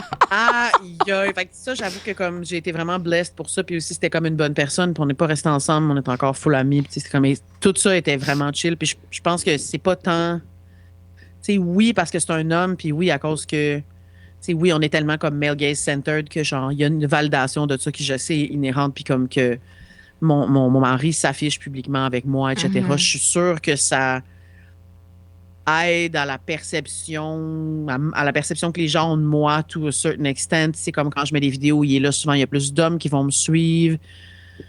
Je reçois toujours des messages qui sont comme, vous êtes cute, c'est le fun, c'est beau à voir. Fait que je sais que c'est rare, tu sais, puis j'essaie de pas trop le flexer parce que c'est pas lui, mon contenu non plus, mais en même temps, il fait partie de ma vie, puis tu sais, fait qu'il est là, mais c'est sûr que ça joue, mais moi, je pense que c'est surtout la première relation à long terme que j'ai eue dans ma vie qui m'a comme sauvée de ces estis d'années-là où clairement j'aurais passé mon temps à essayer d'avoir l'approbation de des gens qui sont des laits, en fait. Là. Tu sais, je voyais toutes mes amies qui étaient comme, faut que ce dude-là même, il faut, comment je peux faire, overthink des textos, tout ça. Puis je me disais, mais tu sais, qu'est-ce qui t'apporterait, mettons, tu sais, comme la plupart des gars dans la vingtaine, ça quand même pas mal, là. Fait que c'était comme, il y a quelque chose de, j'ai vu à quel point ça use de parce que je veux pas, c'est pas des affaires que tu sais quand t'as 22, c'est des affaires que t'apprends avec l'expérience. Comme on devient pas peak man-hater avant genre un certain âge, juste parce que. Moi, c'est arrivé tôt, là. Tant mieux, man, parce que pour vrai, tu vas te sauver du trauma, là, mais comme. Tu sais, moi, en plus, genre, dans ma vingtaine, on est genre 2000. Alors non, le 8, le 7, tu sais, c'est comme. Ouais, il y avait vraiment, encore genre Gwyneth Paltrow qui faisait des régimes à pu finir, là. Oui, c'était. Puis tu sais, les dudes, ils étaient. En tout cas, ils sont tout le temps dégueulasses, mais on le savait pas en plus qu'ils étaient dégueulasses. Fait que là, toutes mes amies sortaient avec des genres de musiciens qui avaient des comportements qui étaient complètement insane, tu sais, comme. C'était juste fuck boy fest d'un bout à l'autre. Fait que je pense que là, ça m'a plus protégé de ça. Tu sais, comme j'ai pas eu à vivre genre 675 millions de rejets à cause de mon apparence, j'étais vraiment avec un bon partner qui était mon ami puis qui m'aimait vraiment comme j'étais. Puis ça m'a vraiment aidé ça à builder mon. Puis ça, c'est pas quelque chose que j'ai bien fait, c'est juste un coup de luck, tu sais. Fait que mais je pense que c'est être aimé. Je pense que ça change beaucoup plus comme dans ta perception de toi-même. Être aimé bien, tu sais, par une bonne personne. Mais aujourd'hui, je pense que oui. Tu sais, je l'entends, ne serait-ce que parce que je l'entends souvent comme feedback, que les gens sont comme ça fait du bien de voir, ça montre un exemple, que c'est possible, blabla. Puis mon partner est vraiment mon genre de number one fan, c'est mon meilleur ami, tu sais, fait qu'il est super. Il donne aussi un exemple que parce que j'haïs les messieurs, là, comme fully assume, misandre à 1000%. J'aime lui, mais comme. Globalement, je les déteste, là, je fais me faire comme. Ouais. J'essaie même plus d'être genre, je sais que fuck off, je les haïs, ils sont dégueulasses. De toute façon, ils m'ont haï first, fait comme, ils arrêteront en premier. Mais comme, je les haïs, puis je suis quand même avec cet individu-là, tu sais, fait comme, je pense qu'il y a beaucoup, je reçois beaucoup de feedback aussi qui sont comme, tu sais, c'est le fun de voir qu'il existe des dudes qui sont pas d'absolu trou de cul, puis comme, I can vouch for that. Ouais. Il y en a pas beaucoup, mais il y en a, fait que, je sais pas, plus jeune, ça aurait pu être plus un truc de validation, puis je suis sûre que ça allait encore pour certaines personnes, mais je pense que c'est plus... Tu sais, c'est con, mais c'est comme, ça fait tout le temps un peu silly de se montrer sur Instagram, puis t'es juste là comme, avec des petites robes, puis ton chum, puis tes chiens, mais comme, dans les faits, surtout que là, tu sais, j'ai 42 ans, comme ça a été vrai toute ma vie sur Internet, je me voyais jamais nulle part, fait que ça a été rapidement, j'ai essayé de créer ça pour qu'il y ait une version, tu sais, puis là, maintenant, c'est comme, mettons, si je cherche une femme qui me ressemble à genre 50 ans dans un contexte, c'est comme aspirational, elle n'existe pas vraiment. Fait que tant que je me vois pas ailleurs, je vais continuer de juste me montrer exister parce que je sais que ça sert un purpose, tu sais. Parce que je sais qu'il n'y a pas 675 clones de moi qui montrent cet exemple-là. Ben, tu sais, je dis pas exemple comme en mode piédestal, mais juste exister sans saillir, sans essayer de maigrir, en étant aimée, en étant comme contente, en faisant des affaires normales. Et en étant grosse, il n'y a pas tant de monde que ceux qui le font. Fait que je pense que ça continue de rester valide. Puis ouais. Ouais. Fait que je pense que le fait aussi d'avoir un partenaire, ça te donne un certain capital érotique, en guillemets. Ouais. Certainement. OK. Puis est-ce que, tu sais, là, ça fait quand même longtemps que tu vieillis dans l'œil du public. Est-ce que tu sens que le regard d'un point de vue de séduction sur toi change avec le temps? Ou pas vraiment? Par rapport aux autres, mettons, puis à la quantité de compliments, mettons, sur mon apparence que je reçois, là, mettons, pour rendre ça vraiment grossier, pas vraiment. Mais moi, je le vis. C'est comme, ça fait quand même longtemps que j'ai réussi à déconstruire des affaires par rapport à mon poids. Mais vieillir, c'est comme une autre frontière pour moi qu'il va falloir que je sois comme, OK, tu sais, parce que là, c'est niaiseux, là, ça a l'air vraiment, c'est pas super le fun à énoncer, mais comme je le sais que j'ai toujours été grosse, mais comme, genre, je sais que j'ai comme quand même un certain pretty privilege dans ma face. J'ai toujours été considérée comme quelqu'un qui avait un beau visage, puis je sais que ça m'a facilité la vie énormément. Ça m'a comme, ça a rendu beaucoup plus acceptable mon fatness, parce que j'étais pas spécifiquement, là, plus avec l'âge, mais spécifiquement fat d'en face. C'était comme, puis tu sais, je pouvais compenser, là, on s'entend que c'est super problématique comme façon de le voir, mais je sais que ça m'a servi. Puis là, en vieillissant, ça, c'est quelque chose qui va, au sens cliché du attractiveness, mettons, partir, ou à tout le moins se transformer assez pour plus devenir quelque chose qui va nécessairement m'accorder un privilège. Fait que là, ça, c'est des trucs qu'il faut que moi, je commence à déconstruire plus pour moi-même, là. Puis aussi parce que, tu sais, genre, je pogne la quarantaine dans une société où comme jamais les chirurgies plastiques puis comme les injections, tout ça ont été plus normalisées. C'est comme tout le monde se fait shooter toutes sortes d'affaires d'en face. C'est vrai. Puis moi, j'ai rien contre ça, mais idéologiquement, c'est quelque chose que j'espère vraiment ne pas faire parce que idéologiquement, je veux pas ça. T'sais. Ouais. On dirait que c'est comme, j'aimerais le faire pour des raisons parfaitement esthétiques. Des fois, je suis comme, me semble, mais si je réfléchis à pourquoi je le fais, dans quel contexte, je n'ai pas envie de payer pour... Ouais. genre, correspondre plus aux standards de beauté de des d'autres pédomilliardaires qui m'haïssent puis qui veulent mon argent. Je veux pas faire ça, tu sais. Fait que c'est comme deux parties de moi qui se chicanent un peu, là. Fait que ça, je te comprends. moi, je reckon avec ça pas mal. C'est tough, hein? Ouais, parce que t'es comme... Ouais, parce que, mettons, je me suis posé la question, là, genre, j'ai un dermato, mais parce que je fais des kéloïdes, là, c'est pas parce que je me shoot du Botox. Mais, tu sais, j'avais vu une fille, comme que c'est une amie d'un ami, qui elle a 22 ans, puis je pense que son père est comme dans le milieu médical et tout ça, puis 22 ans, puis elle se faisait comme des injections, genre, puis j'étais comme, quoi? 22 ans? Mais j'étais comme, me semble, 22 ans, ça vieillit full pas bien, en plus. Je sais pas trop, mais j'étais comme, me semble, c'est jeune pour commencer. Puis en tout cas, puis là, il y a du monde qui m'ont dit, mais tu sais, il faut que tu commences avant que tu commences à avoir des rides pour que ça fige et tout. Là, j'étais comme, oh my God, OK, non, c'est trop compliqué pour moi. Genre, je décroche, là. Mais comme, tu sais, même récemment, justement, en allant chez Dermato, j'étais comme, tu sais, peut-être du Botox. Puis là, j'étais comme, ben voyons donc, genre, voir que je pense à ça, genre, à 26 ans. Genre, j'étais comme, c'est pas l'âge pour penser à du Botox. En tout cas, dans ma tête, on dirait que c'est comme... C'est genre trop jeune pour commencer à s'inquiéter de quoi je vais avoir l'air dans genre 10 ans, tu sais. Je suis comme ça, comme pas aussi, rapport. C'est comme deep down, comme c'est pas inhéremment mauvais d'avoir des rides, c'est comme c'est quelque chose qu'on nous dit, mais dans les faits, c'est parfaitement normal. Puis ça veut aussi dire que tu as la chance d'avoir vieilli, tu sais. Mais c'est compliqué. Ça, c'est comme il y a vraiment deux affaires qui sont vraies en même temps. Oui, ça existe, tu fais ce que tu veux, mais aussi si tu te questionnes sur pourquoi tu veux ça, si c'est un désir qui est intrinsèque ou c'est quelque chose qu'on te dit. Tu sais, c'est rendu impossible de faire vraiment la part des choses, là. C'est pour ça que je suis comme, tu sais, je suis pas opposée, mais j'espère que je vais être capable de résister aussi longtemps que possible parce que idéologiquement, je veux pas le faire, tu sais. Ouais. Mais moi aussi. Mais ça implique aussi que, à un moment donné, tu sais, c'est dur de moins se reconnaître. Je sais que les gens vivent ça avec le poids corporel aussi. Moi, j'ai tout le temps été fat, fait que je me reconnais très bien, mais comme je le vois plus dans ma face à mesure qu'elle change, je suis comme, ah, fuck. Puis je sais que c'est normal que ça soit difficile, mais j'ai aussi que c'est normal que ça arrive. C'est compliqué. Puis, tu sais, là, je suis pas encore ménopausée. Fait que je sais que, mec, dans 10 ans, probablement que dans les 10 prochaines années, mon apparence, ça va changer beaucoup plus qu'elle a changé dans les 10 dernières. Fait que je suis au début de tout ça. Je ne sais pas comment je vais naviguer ça, je t'avoue. Ouais. Mais genre, j'ai été obligée de vraiment voir qu'il allait y avoir un grief pour moi depuis pouvoir banquer sur genre une petite face cute qui permet aux gens de voir un peu un humain avant de voir mon corps versus genre quand j'aurais pu ça. Mais je vois que le regard des gens, mettons, dans la vie change. Tu sais, je suis de plus en plus invisible là, depuis que j'ai comme 40 ans. J'ai quelques cheveux gris, comme personne me regarde, j'existe pas. Puis ça, je trouve ça merveilleux. Ouais. Là. Les hommes m'ont jamais trop gossé parce que j'ai toujours été fat. Fait comme j'ai des amis qui sont comme conventionally attractive, puis tu dois le vivre, là, comme c'est impossible de sortir dans la rue. Chris, il y a tout un esti d'autres. Comme moi aussi, ça m'arrivait, mais vraiment moins que d'autres. Là. Mais moi, je me suis jamais considérée comme conventionally attractive. Genre, j'ai jamais été le standard. C'est absolument magnifique. Là. Mais merci, mais j'ai jamais été... La seule fois où j'ai été le standard, c'était quand j'étais à Barcelone.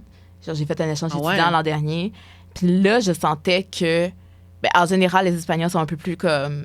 Tu sais, un peu plus comme... Ils ont sang chaud, là, disons. Mais... Ouais, c'est un peu plus démonstratif. Oui, vraiment plus qu'ici, là, au Québec. Genre, des fois, ça m'arrivait d'être en date avec un gars, puis qui me disent comme, oh non, mais c'est parce que tu m'intimidais, genre, j'osais pas, puis je suis comme, hey, come on, là. En tout cas, bref, je suis comme, tu sais, on a plus 16 ans, là, mais je me suis comme jamais, considérée comme le standard. Fait que pour moi, c'était comme, j'étais un peu oblivious, genre, à ça. Parce que dans ma tête, c'était comme, non, tu sais, les gars, genre, ils vont pour mes amis, tu sais. Puis, which is fine. Genre, on dirait que je me suis comme jamais, pas définie, mais on dirait que c'est quand même récent, mon rapport à la beauté, puis à comme me trouver de plus en plus belle, genre. Parce que c'est quand même, genre, mettons, il y a 2 ans, genre, je me trouvais laide. Fait que j'étais comme... Ouais. Puis c'est vraiment pas le même rapport comme apprendre à se trouver beau, puis... apprendre qu'on est beau par le regard des autres, c'est comme vraiment deux affaires. Tu sais, as beaucoup plus de agency, là. Ouais. Mais tu sais, ce que tu dis par rapport à pas te définir à travers ça, honnêtement, c'est certainement pour le mieux, là. Tu sais, comme mes amis super conventionally attractive ont beaucoup plus peur de vieillir que moi. Tu sais, moi, ça fait longtemps que je ne corresponds pas aux standards. Tu sais, c'est comme...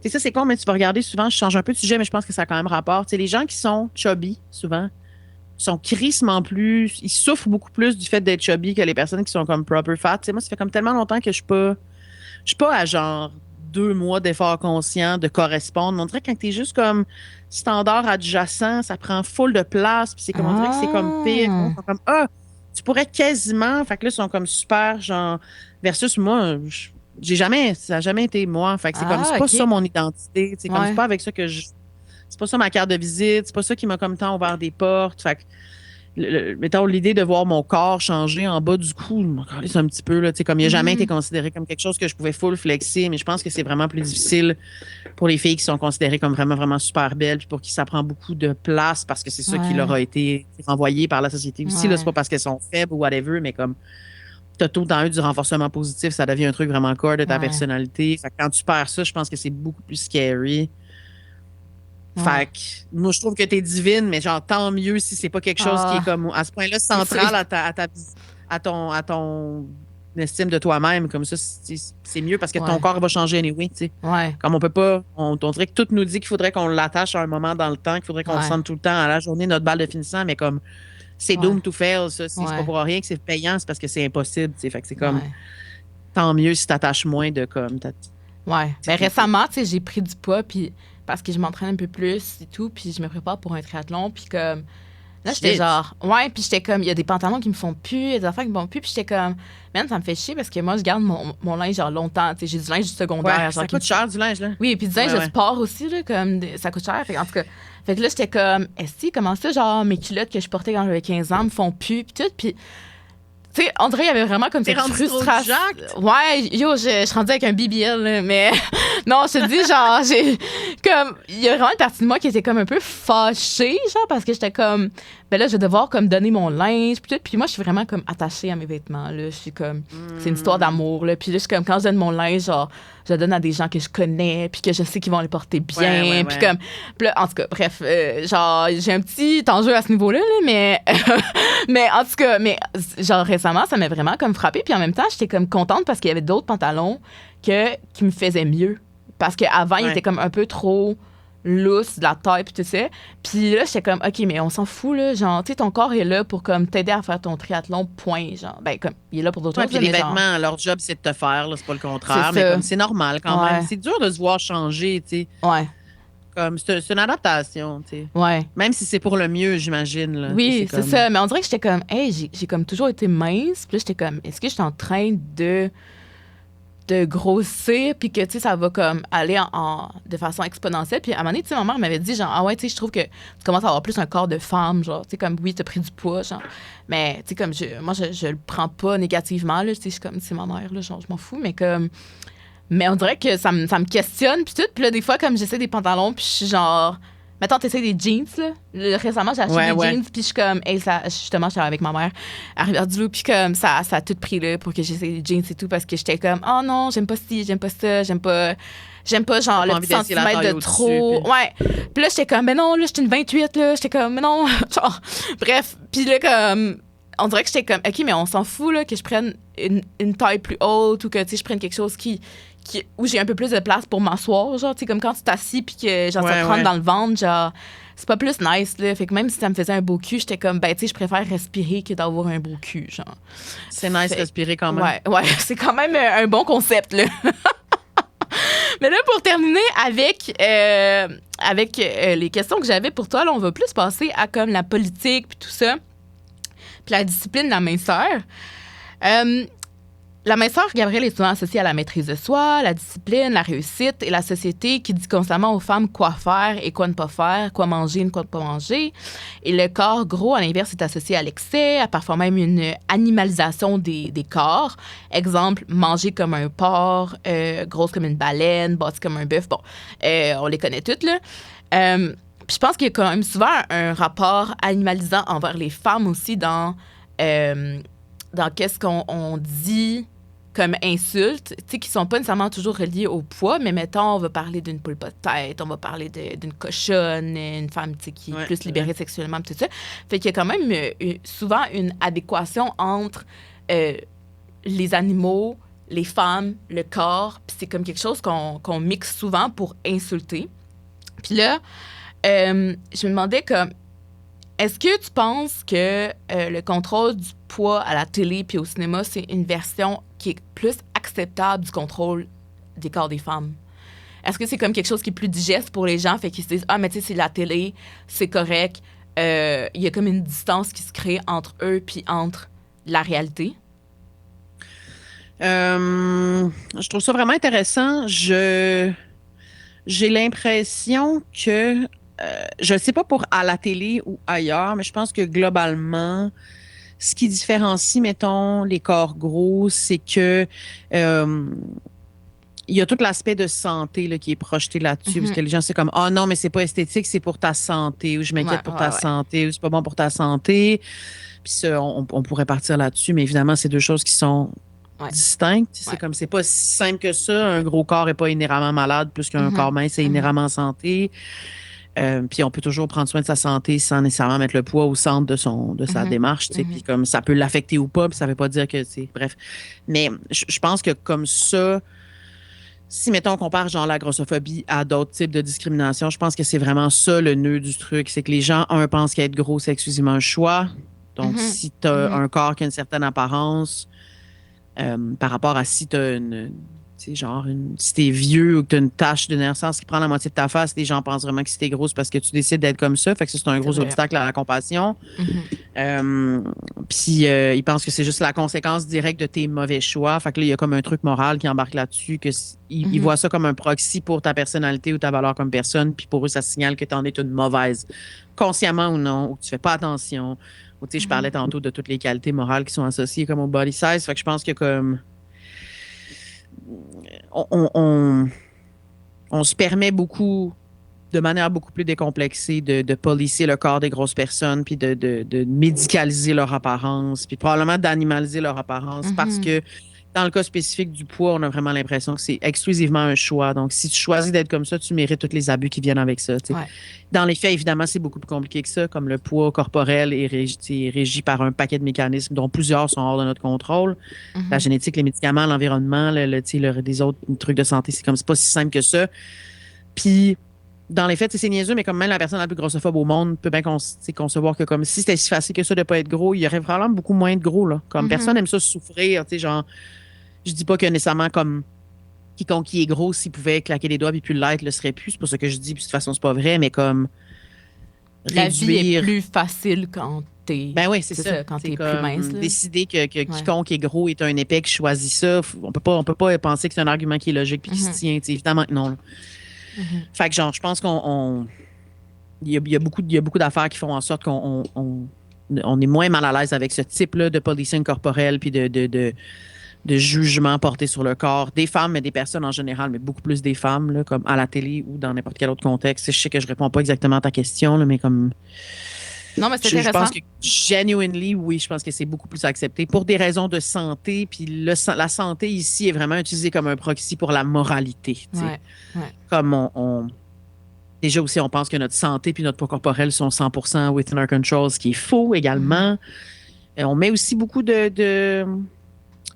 on voit le corps malade comme un corps indésirable. Tu sais, il y a beaucoup d'eugénisme dans le fond de notre cerveau. Là, franchement, là, qu'on est comme les personnes handicapées, on les considère comme inférieures, les personnes grosses, les personnes si ça. Tu sais, comme Ouais. si on déconstruit pas ces affaires-là, on a vraiment Ouais. beaucoup, beaucoup de biais moraux par rapport aux gens, leur santé, leur apparence, etc. Mhm. Fait que tout ça, c'est comme complexe, là. Mais on est très confortable avec le fait de policer puis de vouloir d'encourager en fait la restriction alimentaire puis le, Ouais. le contrôle du corps chez les personnes qui sont grosses, particulièrement les femmes. Là. Ouais. Ouais. Puis là, tu sais, on a vu avec Trump, puis avec d'autres gouvernements, je pense notamment en Italie, en Hongrie, tout ça, comme des gouvernements plus de droite, voire extrême droite, il y a vraiment une montée du fascisme qui s'observe dans le paysage politique. Puis aussi un contrôle du corps des femmes, là, tu sais, avec tout ce qui se passe avec Roe v. Wade, bref, aux États-Unis.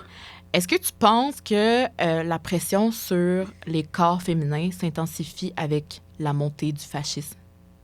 Ah, 100%, je veux dire, même historiquement, ça a souvent été vrai. Comme les années où politiquement on est plus conservateur, les standards de beauté sont vers l'extrême minceur tout le temps. Tu Mhm. sais. Je veux dire, déjà, en tout cas, je pense que comme comment je peux dire ça? Tu sais, il y a vraiment un gros overlap entre les valeurs fascistes, les valeurs traditionnalistes, le Ouais, genre de ouais, retour à la maison, etc., qui sont vraiment très, très rootées dans la subjugation des femmes en général. ouais. Puis le fait de pousser sur les femmes un contrôle extrême sur leur corps, c'est une manière absolument fantastique de les contrôler, puis de les asservir, puis de les affaiblir le maximum, tu sais. Au maximum, pardon. Fait que je pense que ça, c'est comme parfaitement logique, puis de plus en plus normalisé, puis comme ça va tout le temps. Tu sais, même si on va dans des exemples moins extrêmes, mettons dans les années 80, là, genre 90 de Reagan, etc., c'était Mhm. beaucoup plus à droite, la vibe. Et le standard de beauté était vraiment comme à l'extrême minceur aussi, comme les nazis étaient super body shaming. Tu sais, c'est comme être mince, c'est vraiment vu comme être un bon citoyen, discipliné, obéissant, blabla. Mhm. Puis le corps féminin, on le veut aussi contrôlé et contrôlable que possible. C'est comme n'importe quoi qui peut être associé à comme le corps naturel ou sauvage d'une femme est toujours super frowned upon. Puis plus on est conservateur, plus politiquement, plus c'est vrai. Fait que ça, c'est toujours une corrélation qui existe Ouais, full. Ne serait-ce que sur le vraiment obvious basis d'une femme qui a faim va moins résister, elle va moins se ouais, défendre. ouais, Fait que ouais. si tu la gardes obsédée, ça serait aussi mini, faible, meek, physiquement affaiblie que possible. Mhm. Plus tu vas pouvoir la subjuguer puis l'exploiter. Tu Ouais, sais. Puis je veux dire, c'est ça les valeurs traditionnelles, c'est ouais. c'est l'exploitation des femmes. Tu sais. Fait, Mhm. malheureusement, ça va vraiment main dans la main. Puis moi, c'est une Ouais, affaire qui me fait vraiment beaucoup de peine quand je vois des personnes qui, je sais, sont pas politiquement à droite nécessairement, puis qui embarquent à fond là-dedans, puis qui sont ouais. comme full habitées par ça. Puis c'est comme, tu sais, en tout cas, je sais pas. Il faut que je travaille là-dessus, mon empathie, puisque j'ai de la misère à voir quelqu'un qui embrace tellement ça, puis être comme, pourquoi tu prends pas un pas de recul sur qu'est-ce qui régit sais, jusqu'à ton algorithme, comme ce que tu vois, c'est parce que quelqu'un qui paye pour, puis c'est quelqu'un qui paye pour, c'est parce qu'il en bénéficie financièrement. C'est comme si tu prends un pas de recul sur ce que tu fais, puis le contexte dans lequel tu prends les décisions que tu prends, ça devient évident que c'est pas si simple que ça, ce qui est beau, ce qui est pas beau. Comme je trouve ça comme dommage. On dirait que les gens questionnent pas plus ça parce que. Mais je pense qu'il faut aussi se rappeler qu'on est dans un féminisme qui est situé, là, dans le sens où t'es une personne qui a été éduquée, moi aussi. Fait que quand tu arrives avec la population en général qui est moins éduquée que les universitaires, c'est plus difficile, je pense, Moi, j'ai un d'avoir. secondaire 5 accessoirement. Là. J'ai genre pas été OK, à OK, l'université du tout. OK. Ouais, non. C'est comme un gros complexe, mais si je suis partie en appart à 16 ans, fait que comme j'étais allée au cégep, mais j'avais vraiment pas les moyens, puis je suis jamais retournée étudier. Fait que tu vois, peut-être que j'étais un outlier, là, mais tu sais, j'y lis beaucoup, j'étais bonne à l'école. Ben, Là, c'est ça, ouais. si j'avais eu les moyens, mettons, là, mais c'est sûr, c'est vrai que Mais je pense que c'est quand même une ça donnée dépend de l'éducation aberrante, que t'as là, reçue, puis de. dans le sens Ouais, où, ouais. comme, tu sais, mettons, les raison. gens. Ben, en tout cas, les gens que je connais, tu sais, qui, je veux pas généraliser, puis je dis pas que c'est pas une adéquation entre l'intelligence et les études, là, c'est vraiment pas ça. Ouais, non, non. Mais je pense quand même que l'école forge une certaine pensée critique, surtout quand tu es étudiant en sciences sociales. Personnellement, tu sais, je suis en droit, là, je fais un certificat en études féministes, fait que c'est sûr que comme on réfléchit beaucoup plus au monde qui nous entoure, à comment le monde, tu sais, se transforme. Puis tu sais, tu me disais, comme tu lis beaucoup et tout ça, comme tu es quelqu'un qui aime, tu sais, apprendre, qui aime la lecture. Ouais, puis c'est beaucoup le contexte aussi. Tu sais, comme ma famille, tout le monde a des études supérieures, ça, c'est mon contexte, mais c'est aussi les gens avec qui tu discutes, puis les gens avec qui tu évolues. Je pense qu'indépendamment des cours que tu fais ou non, c'est sûr que ça joue, là. Ouais. Comme le milieu de vie globalement des personnes qui vont comme avoir généralement à l'école plus longtemps, il y a aussi ce contexte-là, je pense, que tu ailles à l'école longtemps ou non. Là, je comprends ce que tu veux dire, puis je suis d'accord avec toi. Là. Parce que je pense que c'est plus difficile de se remettre en question quand ton environnement, justement, est pas porté vers ça. Puis quand toi-même, t'as pas les outils. Fait comme, on dirait que moi aussi, des fois, je suis comme, est-ce que le monde, genre, il me décourage? Mais récemment, j'étais comme, OK, mais je pense qu'il faut aussi que, tu sais, il faut que tu prennes comme chaque personne là où ils sont, genre. Puis ça, c'est quand même très, très tough à faire, genre. Parce que des fois, t'es comme, j'aimerais ça que la personne, tu sais, aille plus vite dans son raisonnement ou comme, aille à ma vitesse. Mais je pensais surtout à. Non, t'as vraiment raison, en fait, pour comme les individus. Donc, t'as raison. On dirait que en disant ça, je pensais surtout à maintenant, tu sais, des influenceuses qui ont beaucoup de pull, des célébrités ou comme du monde qui ont comme énormément de. Puis ça excuse pas qu'elles sont pas nécessairement dans un contexte propice à se remettre en question ou avoir accès à ces points de vue-là, puis tout ça. Puis si ton métier est comme image-centric, je comprends que c'est différent, mais t'as raison. Je sais que je peux pas appliquer nécessairement mon thought process de personne qui est passionnée par ça aussi, tu sais, puis qui est directement concernée, tu sais, c'est comme, pour moi, ça a été un privilège d'être tout le temps fat parce que ça a fait que j'ai dû déconstruire ces affaires-là pour essayer de m'aimer puis de survivre à l'existence. Fait que nécessairement, ça m'a porté à comme explorer ça, puis je sais qu'il y a plein de gens qui ont eu le luxe ou le désavantage de pas avoir à le faire, tu sais. Mais je sais pas, je trouve que quelqu'un avec une plateforme, tu sais, moi aussi, je trouve que les gens, les influenceurs, créateurs de contenu, créatrices de contenu, elles sont peut-être moins portés vers, je pense, l'analyse critique, là. Comme, ne serait-ce que dans les partenariats, tu sais, qu'ils ou elles acceptent. Puis après ça, bon, l'argent mène le monde, là. C'est ça, c'est, again... Puis tu sais aussi, je pense... J'en fais, mais c'est pas ma job. Fait que j'ai ce luxe-là de pas... Ouais, c'est complexe. Mais je pense aussi que, tu sais, les gens, ils ont comme pas toujours le même système de valeurs que nous, là. Tu sais, comme il y en a que, pour eux, le moral compass, il est pas fort, puis comme ça va être ça toute leur vie, tu sais. Fait que, tandis que nous, ça nous choque parce que je pense qu'on a comme des valeurs qui sont bien ancrées, puis comme on sait peut-être comme qui on est, où on va, puis tout ça. Puis je suis pas certaine que c'est ça pour tout le monde, tu sais. Fait que les gens sont comme... Les gens réfléchissent. Je pense pas, c'est ça. Je pense que sincèrement, il y a beaucoup de gens qui voient peut-être, mettons, juste le surface level. Puis comme, tu sais, nous, on essaie de s'interroger sur qu'est-ce qu'il y a en dessous. Puis c'est pas une affaire de hiérarchiser, genre, on est meilleur que les autres, puis tout, mais c'est juste, je pense que comme, c'est quelque chose qui se développe avec le temps, puis avec beaucoup d'outils, genre. Fait comme sans leur enlever... C'est un champ d'intérêt comme un autre, j'imagine. Si ça t'intéresse, tu vas être plus enclin à comme creuser ça, tu sais. Non, c'est sûr. Fait que bref. Juste, je trouve que dans le contexte où comme la montée du fascisme puis de l'extrême droite est comme obvious. Puis la timeline du Ozempic era, etc., c'est comme c'est très évident que ça va main dans la main, puis que ça sert les mêmes intérêts. En tout cas, j'espère qu'un maximum de personnes vont faire ce lien-là. Pas nécessairement pour changer les gestes qu'elles posent ou les choses qu'elles disent, mais au moins pour avoir un meilleur En tout cas, je trouve que c'est très empouvoirant de se demander par rapport, tu sais, on parlait de ça par rapport aux trucs de vieillesse puis de Botox tantôt, de à tout le moins prendre le temps de se demander pourquoi je veux ça, tu sais, ce désir-là, il vient d'où? Puis tu sais, bien souvent, c'est un vieil homme blanc qui veut faire du cash sur ton dos, comme dans la vaste majorité des cas. Fait qu'après, au moins, tu peux décider si tu veux le faire ou non, sachant ça, tu sais. Mais je sais que c'est pas donné à tous, puis c'est pas tout le monde qui care, puis, mais bref, Non, je file. Ouais, c'est quelque chose, honnêtement. Puis, tu sais, moi, ça me fait penser aussi au pipeline de comme, tu sais, le travail des femmes, parce que là, tantôt, tu parlais de la montée du conservatisme, tout ça, les valeurs traditionnelles. Puis là, moi, ça me faisait penser à Nara Smith, tu sais, qui est comme très, pour les gens qui ne connaissent pas, Nara Smith, c'est une créatrice de contenu extrêmement populaire aux États-Unis, qui est mormon, avec son chum Lucky. Elle est très jeune, hein? Je pense qu'elle est plus jeune que moi. Ouais, ils ont pas comme full de kids déjà? Oui, mais comme ils se sont mariés, elle avait genre 18, 19 ans. Là. Ouais. Puis, mais il me semble que j'avais checké à un moment donné, puis elle était plus jeune. Mais elle doit avoir de quoi comme 24, puis moi j'ai 26, genre, là, la même. Mais moi aussi, au début, je pensais qu'elle était plus vieille que ça, mais bref.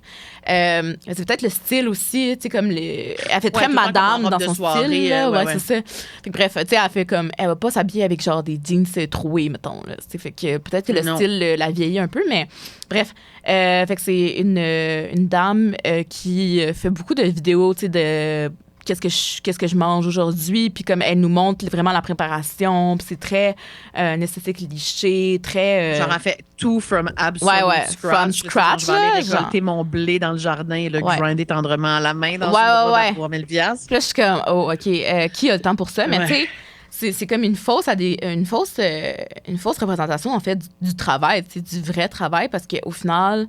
C'est comme qui dans la vie de tous les jours a le temps d'aller genre récolter son blé, faire son pain comme juste quelqu'un dont c'est la job de montrer ça sur les médias sociaux. C'est ça, je suis comme mais tu sais les gens qui ont des jobs de 9 à 5, c'est assez rare qui ont le temps de tout faire ça même si tu essaies d'être le plus comme écolo possible puis tout là, genre excuse-moi là, ça arrive une fois de temps en temps que tu vas prendre des repas congelés là, tu sais, on s'entend. C'est tellement excuse-moi, faut continuer. Ouais. Fait que c'est juste que moi je vois vraiment un contrôle comme autant comme quand on parle du contrôle des corps. Il y a aussi un contrôle de, OK, tu t'en vas pas vers la malbouffe, entre guillemets, genre du McDo et tout ça. Puis tu t'en vas plus vers, OK, tu fais tout chez toi, tu prends le temps de faire les choses qui prennent du temps, qui prennent de l'énergie, puis tout. Puis souvent, ce travail-là, ben, il est assumé par qui? Par les femmes, tu sais, du foyer. Fait que je trouve que comme autant que il y a un contrôle des corps sur qu'est-ce que tu manges, il y a aussi un contrôle sur comment tu le fais, puis comme comment tu vas le manger, genre. Fait que ça aussi, c'est comme quelque chose qui fait reculer, je pense, l'espèce d'attractivité de glamouriser ce genre d'affaires-là, c'est ça. C'est comme de glamouriser du travail non payé, tu sais, effectivement, c'est ça. Puis comme ce système-là, il survit pas s'il y a pas quelqu'un qui travaille gratis quelque part. Là. Je veux dire, ça va pour le capitalisme at large. Personne est milliardaire s'il n'y a pas du monde qui sont sous-payés, tu sais, comme... Mais je trouve en plus, spécifiquement pour les genres d'influenceuses, tradwives comme Nara Smith, puis tout, je trouve ça tellement ironique, comme... Toutes ces femmes-là qui poussent le travail à la maison ont absolument un travail ultra lucratif. Elles travaillent tout le temps. C'est comme Nara Smith, c'est sa job à temps plein de te montrer que tu devrais, genre, traire ta propre vache pour faire ton cheese, pour faire un cheese à ton enfant de 2 ans. Comme... Ouais. Puis on s'entend que le travail qui est comme plus sale, entre guillemets, tu sais, comme vraiment les chores, genre... Je sais pas, moi, passer l'aspirateur, tout ça. C'est pas comme quelque chose qu'elle va nous montrer. Puis, tu sais, je me questionne à savoir, même, elle a quoi, 3, 4 enfants? C'est sûr qu'elle a du staff, là. Ben, c'est ça. Super riches, eux autres, c'est ça. Fait que je suis comme, tu sais, même ce travail-là qui représente plus le vrai travail de monsieur, madame, tout le monde, comme jusqu'à quel point, tu sais, c'est toi qui le fais, tu sais, dans ton quotidien. Fait en tout cas, bref, c'est tellement ironique. Ouais, Nara Smith et tout. Ils encouragent les femmes à pas travailler. Tu sais, je sais pas pour Nara Smith spécifiquement, mais comme tous les genres de tradwives, c'est vraiment ça. C'est comme, garde ta femme à la maison, mais comme t'as une mine, t'es probablement le breadwinner de ta maison. Comme, qu'est-ce que tu dis? Ouais, c'est ça. C'est vraiment, fait qu'ils encouragent les femmes à faire quelque chose qu'elles font absolument pas elles-mêmes. Tu sais, comme, idem l'espèce de evil ass femme de Charlie Kirk, Erica Kirk, qui pousse full le tradwivism. Toute cette femme-là a genre 18 entreprises. Elle ne cesse de hustler depuis genre super longtemps. Comme fait une tournée, genre. Là, elle fait sa tournée de grieving, là. Oui, j'ai vu passer ça. Oui, comme comme elle a plusieurs entreprises, elle n'arrête pas de travailler en 10 ans de pas travailler. C'est comme, c'est vraiment, c'est une hypocrisie. C'est que cette femme-là est terrifiante. Ouais, moi aussi, je suis comme, je comprends pas les vibes, genre. non, elle est comme vraiment de Mae West of Demons, là. Elle est juste, final boss, blanche, ça me terrifie. Ouais. Elle est vraiment scary. tout cas, bref. Mais oui, pour terminer, j'avais une dernière question. Là, on s'est comme super égaré, mais c'est super le fun, j'adore ça. Désolée d'avance pour le montage. T'inquiète. Oui, pour aller plus loin dans notre réflexion sur la grossophobie, sur l'amour, les médias, puis la représentation à l'écran, est-ce que tu aurais un balado ou un livre ou n'importe quoi, une série, un film, tantôt on a un peu parlé, mais est-ce que tu as quelque chose qui pourrait nous pousser plus loin pour les gens qui peut-être commencent à découvrir la grossophobie, même si on en parle depuis longtemps, là? Mais ouais. J'aurais plein de livres, en fait. J'ai comme une genre de liste. Si ça ne dérange pas, je vais toutes les donner. Okay? Parce qu'il y en a plein qui sont vraiment intéressants. Puis c'est comme plein de livres qui soit explorent la culture des diètes, tout ça, le rapport au corps, les intersections entre la grossophobie, le racisme, le right-wing, les affaires de même. Il y a comme vraiment d'ouvrages vraiment intéressants qui sont en anglais puis en français.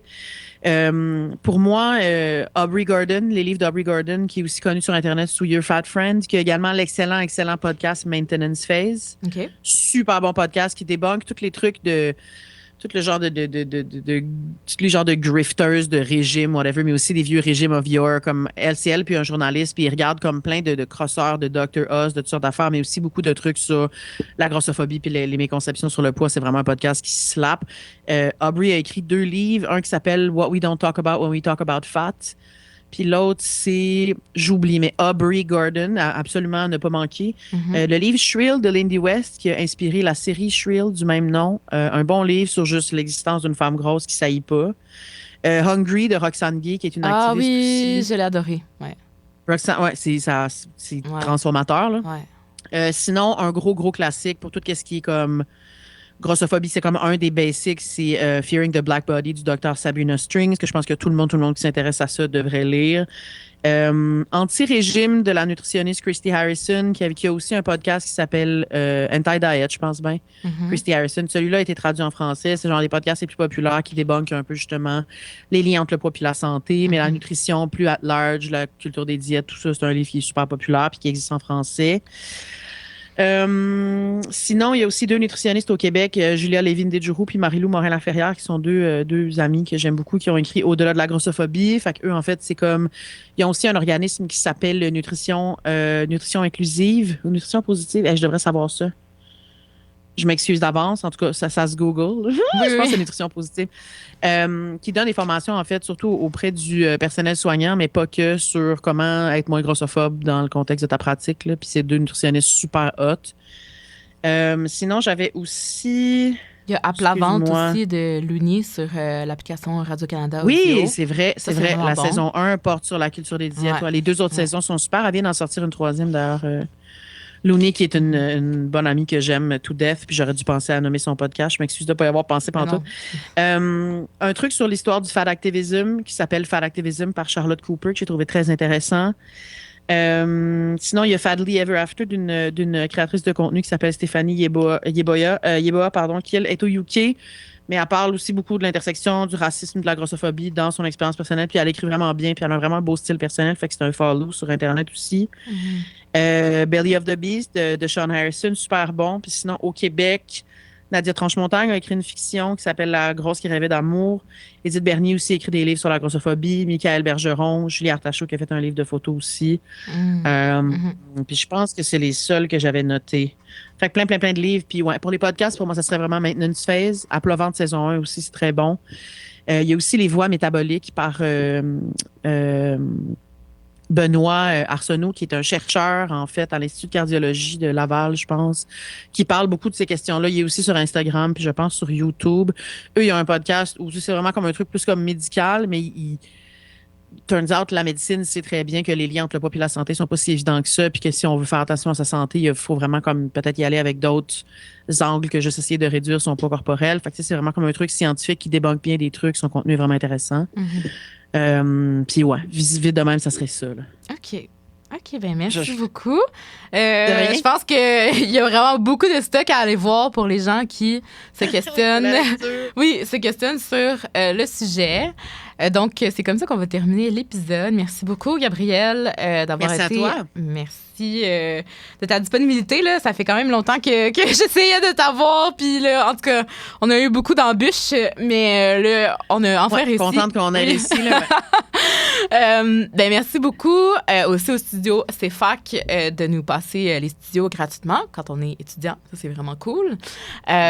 Puis merci aussi aux personnes là, qui nous écoutent. Là, je sais que ça commence, le balado, puis il y a des gens qui me demandaient s'il allait avoir un deuxième épisode. Le voici, le voilà, avec la magnifique Gabrielle Lisa Collard. Et donc, Échoué est une web-série qui va être disponible aussi très bientôt à la télévision, écrit par Gabrielle Lisa Collard et Manal Drissi. Je vous invite tout le monde à aller la voir.